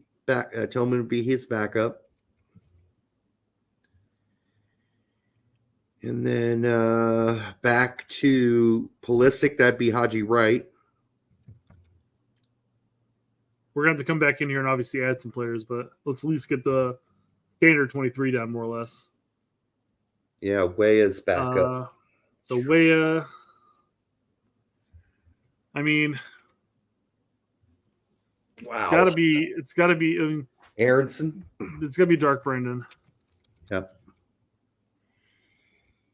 That's going to be a thing. We're going to make it a thing. Mm-hmm. And then obviously Flo. Yep. So how many players is that? So we got 1, 2, 3, 4, 5, 6, 7, 8, 9, 10, 11, 12, 13, 14, 15, 16, 17, 18, 19, 20, 21, 22, 23, 24. We got 2 more spots. 2, 4, 6, 8, 10, 12, 14, 16, 18, 21, 24. Yeah. All right. So we got 2 spots for just fucking around. Which basically means we have our lineup, but we are leaving. We'd probably leave Trusty at home if we had to pick a 23. Yep.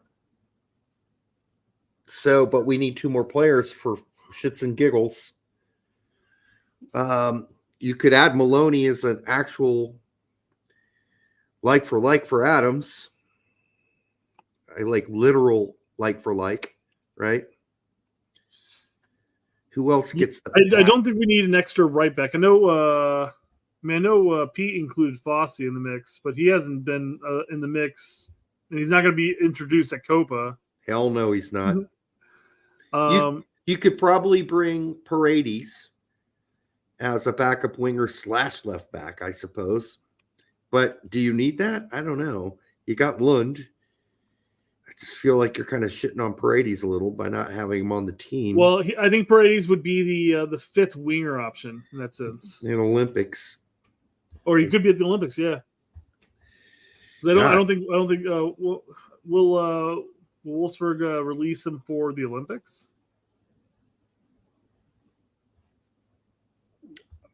I don't know. We don't know the answer to that. We really don't. I mean, you could say someone like Tessman. Tessman in the midfield. What if Maloney was white? Oh, he is. But that's the thing. That's the thing. Larry's other thing was that Maloney's got the German accent, so that's why he's banned. Oh, that's horrible. I just think similar to Sargent, similar to Wright, and you can even add McKinney and Weah to this bunch, and now I guess Musa to the point. Maloney just adds versatility because he offers a true destroyer option, and he can go in as center back. So he fits multiple roles, which is what you kind of need on a 23-man roster. All right, people, we're missing one player. Is it another center back? I added Paredes. I mean, that would be it right there. Okay, is it Paredes? Are we? A bigger question: are we missing anybody that should be there? Somebody vital? Are we forgetting somebody? Again, we're also assuming Pepe is off to the Olympics and not necessarily to Copa. He could be on both, and maybe Paredes or Maloney gets the Knicks. And no, I think Pepe's more likely to be on here than Paredes. Honestly, than Maloney, though? No, than Paredes. Pepe is more likely to make this roster than Paredes because Sargent and Wright can play winger, so they're really winger backups. Fair. Yeah. So I guess it depends on what Pepe does. I think or what's happening to Pepe. I think Pepe would shit a brick if he didn't make this squad. I think so. So I think you have to bring him. You just have to. And Paredes to go play the Olympics and be happy. I think you got to bring Pepe. Just got to go over here and be happy. And you bring Sargent as a winger/striker. And you bring Wright as a winger/striker. And then you bring 2 strikers. We have 4 strikers on this list for one spot. Technically one spot. But we have multiple ones who can play multiple spots too. Yeah, Haji Wright's been playing left winger all year for. Yeah, you got that on Twitter. Somebody's like, "Why'd you have Haji as a?" No, it wasn't you. It was Pete. Somebody on his video. Yeah. Why do you have Wright as a winger, not a striker? Because he's played winger all season. He's been playing winger, man. All season for Coventry City, except for like a handful of other games. You just don't realize it because he's still scoring goals. That's just people who ask questions who haven't had even given it a second to go look something up on Transfer Market. Like, how hard is that? Just look it up. It'll tell you where he's played.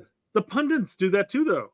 I know. It's sad. Like, we can't include Wright because we're taking this striker and this striker. I'm like, he doesn't really play striker anymore. Or at least he doesn't currently. Look how long it took people to figure out. These are people that are professionals and do this for a living and get paid by major stations who didn't know that Haji Wright's been playing left winger predominantly most of this season for Coventry City. Or what was it? The same people have the same problem understanding that Japan and was it Korea, South Korea had a history. Yeah. Wait, are you saying that there's a rivalry there? There's a rivalry between Japan and Korea. Can someone confirm that for me? Yeah. Stat checker, please. I see Can Larry. you bring that up? Larry wants to bring Sabi. That's fine. You can bring him on your own Disneyland lineup. But this is what Gregg's going to do. And Sabi's been nowhere in the frame. It ain't happening. How many times do we have to say this? We do not do Disneyland. We're trying to figure out what Gregg's going to do. Gregg, Johnny/Larry. We're trying to figure out what Gregg's going to do. We have no time for bringing up Sabi, by the way, who Gregg has no interest in. So there you go. Haji's been playing a striker if you count the first half of the season. And a handful of other starts. But the majority of the second half of the season, he's been left mid or left wing. What's his face is playing striker every game. Sims. That's just a fact. Go look it up. And I don't disagree. Haji is, in fact, a striker. He's filling in as a left striker, I guess you could say, a 3-attacker system. But no, Al, he's not playing striker. Go look up. It's called Transfer Market. Go look it up. I'm not saying he hasn't played striker this season because he has. He's played center forward. However, go look it up. And I've watched the games. He starts out on the left and he cuts in quite a bit in the box, especially when they're taking the ball down the right side. He's filling it. He's filling in the Pulisic role for Coventry. You look it up. You look it up. You look it up. You look it up. Left wing, left mid, left wing, left wing, left wing, left wing, left wing. There's a center forward. Yeah, left wing, left wing. Some center forwards. Left mid, right, left mid, left. Yeah, thanks. Thanks, Al. We love you, man, but come on, man. We did our homework. And he scores. Look at his heat map. Al. He starts on the left. He cuts in quite often, but he starts on the left. In fact, some games, he's actually played left midfielder. You can't look at a heat map. That's called system. That's called what they're running. But he's not a center forward for this team. And he's going to do the same thing for Gregg. He's going to start out wide, and he's going to cut in. That's what he does. That's still a left winger. I don't care how you slice it. I certainly didn't catch as many games as Derek has of him. But he basically plays the same role as Pulisic does for the United States national team. He plays out left as a left striker. Let's call him left striker if you want to. But he's on the left, and he pinches in. And guess what? When he's playing defense, which is usually 50% of the game, where do you think he's defending from? Left wing. He's playing out left, defending on the left side. And then when they regain possession, Is he in the middle when they regain possession? No, he's out left, and they just- get him the ball, and then he takes the ball down the wing, and then heat map shows your real spot. I think you're both wrong. Again, let's say it's then you Matt don't. Matt Turner's our goalkeeper, but if you look at a heat map, maybe he's playing at a right back role Holy because he Jesus. spent most of that game over there. He's still the goalkeeper. We're going to use heat maps. That's what we're going to use now. Heat maps. Not you don't watch the game and watch where he is when he's on defense the whole game, and then in transition where he is, and then once they get up the field, then he cuts in usually, especially if the ball's on the right side. I can't believe we're talking heat maps here. We talking heat maps? Heat maps. Heat Playoffs. maps. We talking heat maps? Playoffs. Jesus H, man. Yeah, if we use heat maps, it'll Matt Turner against El Salvador. It looks like he's a center back. That's the thing, right? Because what if we're playing against a team where we have like 90% of the possession, we're in their defensive third, like against Jamaica, let's just say, and Turner spent most of his time where Tyler Adams generally does in his role. And he's up in these 6 role. Yeah. I'm just saying, guys. Jedi would look like a left winger, if not a left back. He looked like a left winger against El Salvador. You can't use a heat map, guys. That's not how soccer works. That's not how you set up. That's where they might end up, but that's not where they usually start. This is the way they end up touching the ball. And yes, you want Haji Wright to get his touches closer and inside the box. Yes, absolutely. But, you got to take into account he's got to play left winger, or in some cases left midfield for Coventry this season, and play defense the whole time. On the left. And then when the ball is in transition, he sprints down the left. They usually get him the ball. Then they work it down and they work it around. And if the ball ends up on the right side, Haji crosses into the box immediately and becomes almost like a second striker with Sims. But other than that, he's playing left winger. Like, I don't know, transfer market aren't dumb people. They do good work. Oh, my God. All right, you and Jimmy Conrad from 2012 should go hang out. Even Jimmy Conrad doesn't believe that anymore. Yes, formations do matter, and yes, it makes a difference. I think your Jedi example or Dest example is probably the cleanest one, right? If we're playing against a team where you're dominating possession, they're going to spend most of their time in the offensive third, especially in those corners. You would think by the heat map that he'd be a left mid or a striker, right? And you think McKennie, who spends a lot of time going up into the box, would be an extra center forward. You need to stop looking at heat maps, because that's the end result of where they ended up. That isn't where they usually play all the game. That's not how that works. We got to play defense quite a bit. And a lot of heat maps are offensive centric. I don't know what heat maps you're looking at, but it's usually when they touch the ball, where they are when they touch the ball. But since I don't know what heat maps are using, I don't know. Al Weinstein, we love you, brother. We're just disagreeing here for $1.99. Should Adams be on the team? Feels irresponsible. Yeah, I know. I guess we're going to have to figure out where he is, right? So in this subject, Adams would feel irresponsible if. I think it's going to be irresponsible regardless. We picked Adams. Everybody put Adams in their lineup, assuming that Adams is fit and healthy. Right. We kind of but that's kind of maybe that is irresponsible because we didn't say if all players were healthy. I guess we're kind of giving the benefit of the doubt that he might be healthy. We hope he is. We're assuming that he's going to be. He also says formations matter, but heat maps don't. I never said heat maps don't matter at all. I'm just saying you're saying all heat maps.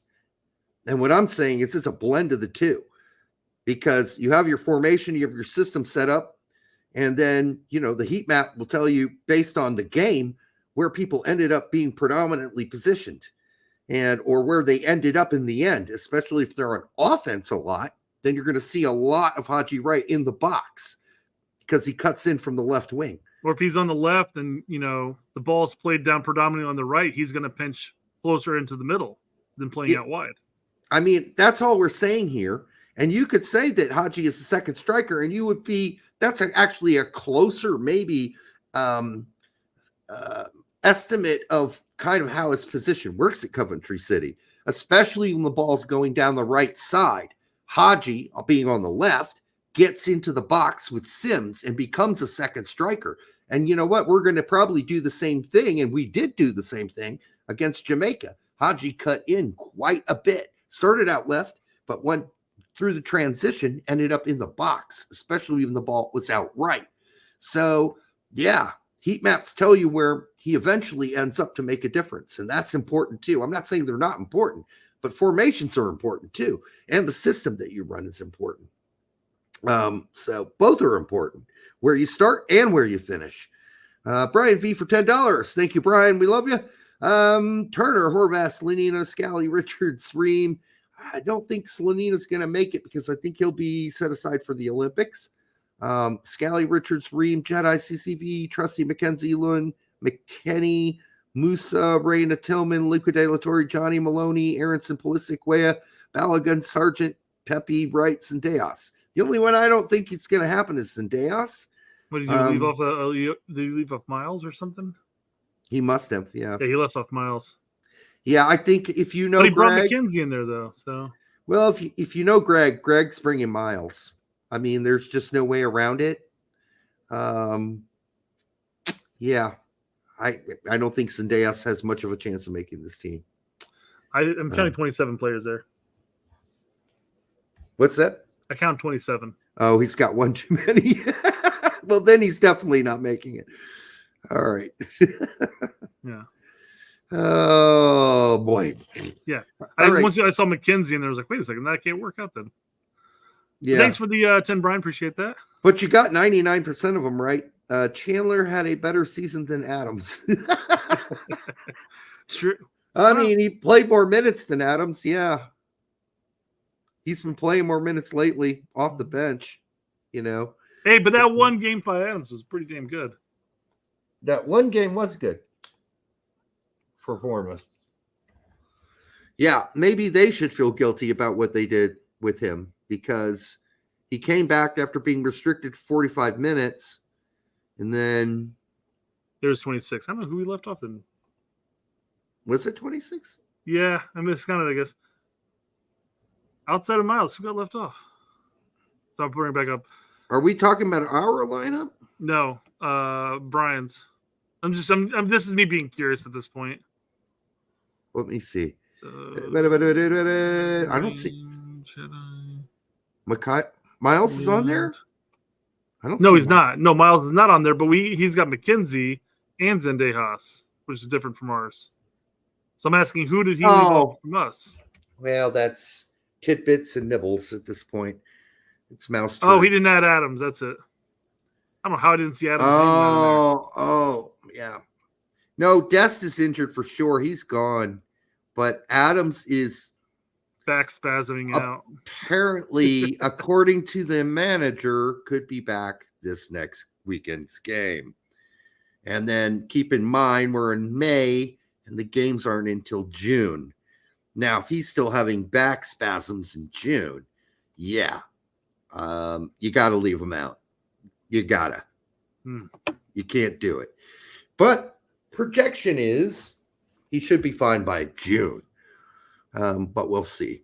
I wouldn't take those Vegas odds. I'll tell you that much. I don't trust his health either at the moment. I really don't, Brian. I'm with you. I'm nervous about it. I'm nervous for him. I'm nervous for his career.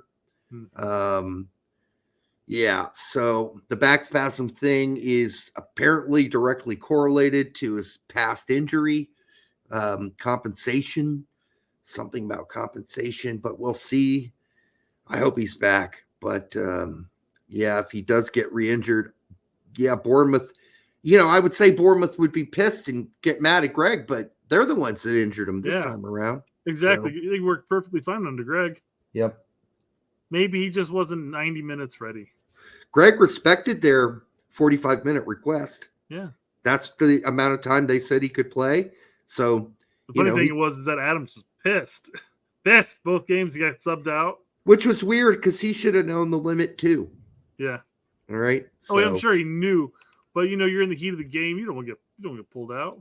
It sounded like he didn't know. which is weird. Isn't that something the coach should tell you before the game?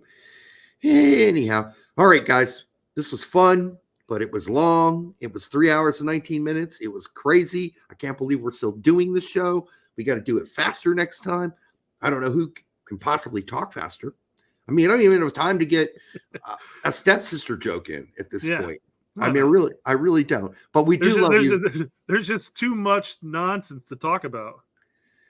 And, not even a big topic to talk about, man. Come on, the big topic was the 26-man roster. Oh, there was so much nonsense. Now that I'm on X more, I'm like, God, this is just loaded with nonsense. And now I know how it's so easy for you to come up with content for this show. Every show, Derek's coming in like, man, I don't know how long this is going to last. I'm like, trust me, I got enough. And Brett's like, just wait a minute. I got some idiots lined up. Raymond C. wants to know, how do we get 3 hours consistently? We like to talk. Yeah, I don't know about consistently, but it's consistently about 3 hours. Yeah, it's nothing wrong with it. I'm just scrolling back through the topics, make sure we didn't miss any super chats real quick. Let's see. Okay. Bob, Bradley Rose, Dortmund. Okay. Nope. I think we're good. I think we got everything. Yeah. I was checking it. Yes, I am reading the comments these days, people. I don't look over very much, but if I see one and it tickles my nutsack, I will talk about it. But got to have long fingers and arms to do that. Oh, by the way, yeah. Derek made me enraged. Al, don't get enraged. I think it's just a semantics thing. I think they're both important. Maybe you do too. I don't think he was really enraged. We'll get over it. We still love you. I forgive him, but my blood pressure spiked. It's all right, Al. I get what you're trying to say there, but formations are still important, and the system in which that formation is run in. So, but I get your point. Yeah. I mean, Haji Wright's supposed to end up in the box a lot for Coventry City, especially in the balls coming from the right side. So let's just agree on that. And the heat map thing, like I said, you can make heat maps of anything. So I don't even know what heat maps you're looking at. Possession heat maps, positional heat maps. There are all kinds of heat maps you can make, when you're tracking a player. So I'd like to see the heat map run heat map, like where they were before they ended up where they were. But either way, what's their heat map on defense? Either way, we love all of you. Thank you for all the awesome super chats. Make sure you like, subscribe, share it with your grandma. When I say like, if you're not liking yet, like it. Subscribing would be nice. Things are just continue to crawl up for us. Droopy nutsack. 10 years from now, we'll have a channel as big as Texas now. 10 years at least. Give us 10 years, and we will catch up to Tact. Yeah, as long as Tact will be long gone. He won't be doing YouTube videos anymore. We'll just be the old fogies that have survived, outlasted everyone. 10 years from now, Tact will, be fat and have 2 kids, and still no knees. Take up cigars. But no knees. His knees will still be blown out. All right, guys. We love you again. I'll say that again. And until the next time, we will see you on Monday. Have a great weekend. Mwah!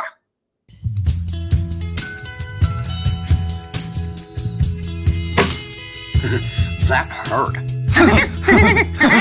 Then what is this thing? Gio should never play for U.S. men's national team again because of the action of his parents. What an idiot! Oh, What type of Muppet does this? Muppets. Absolute Muppets. I'm not going to be the best person to give a whole explanation.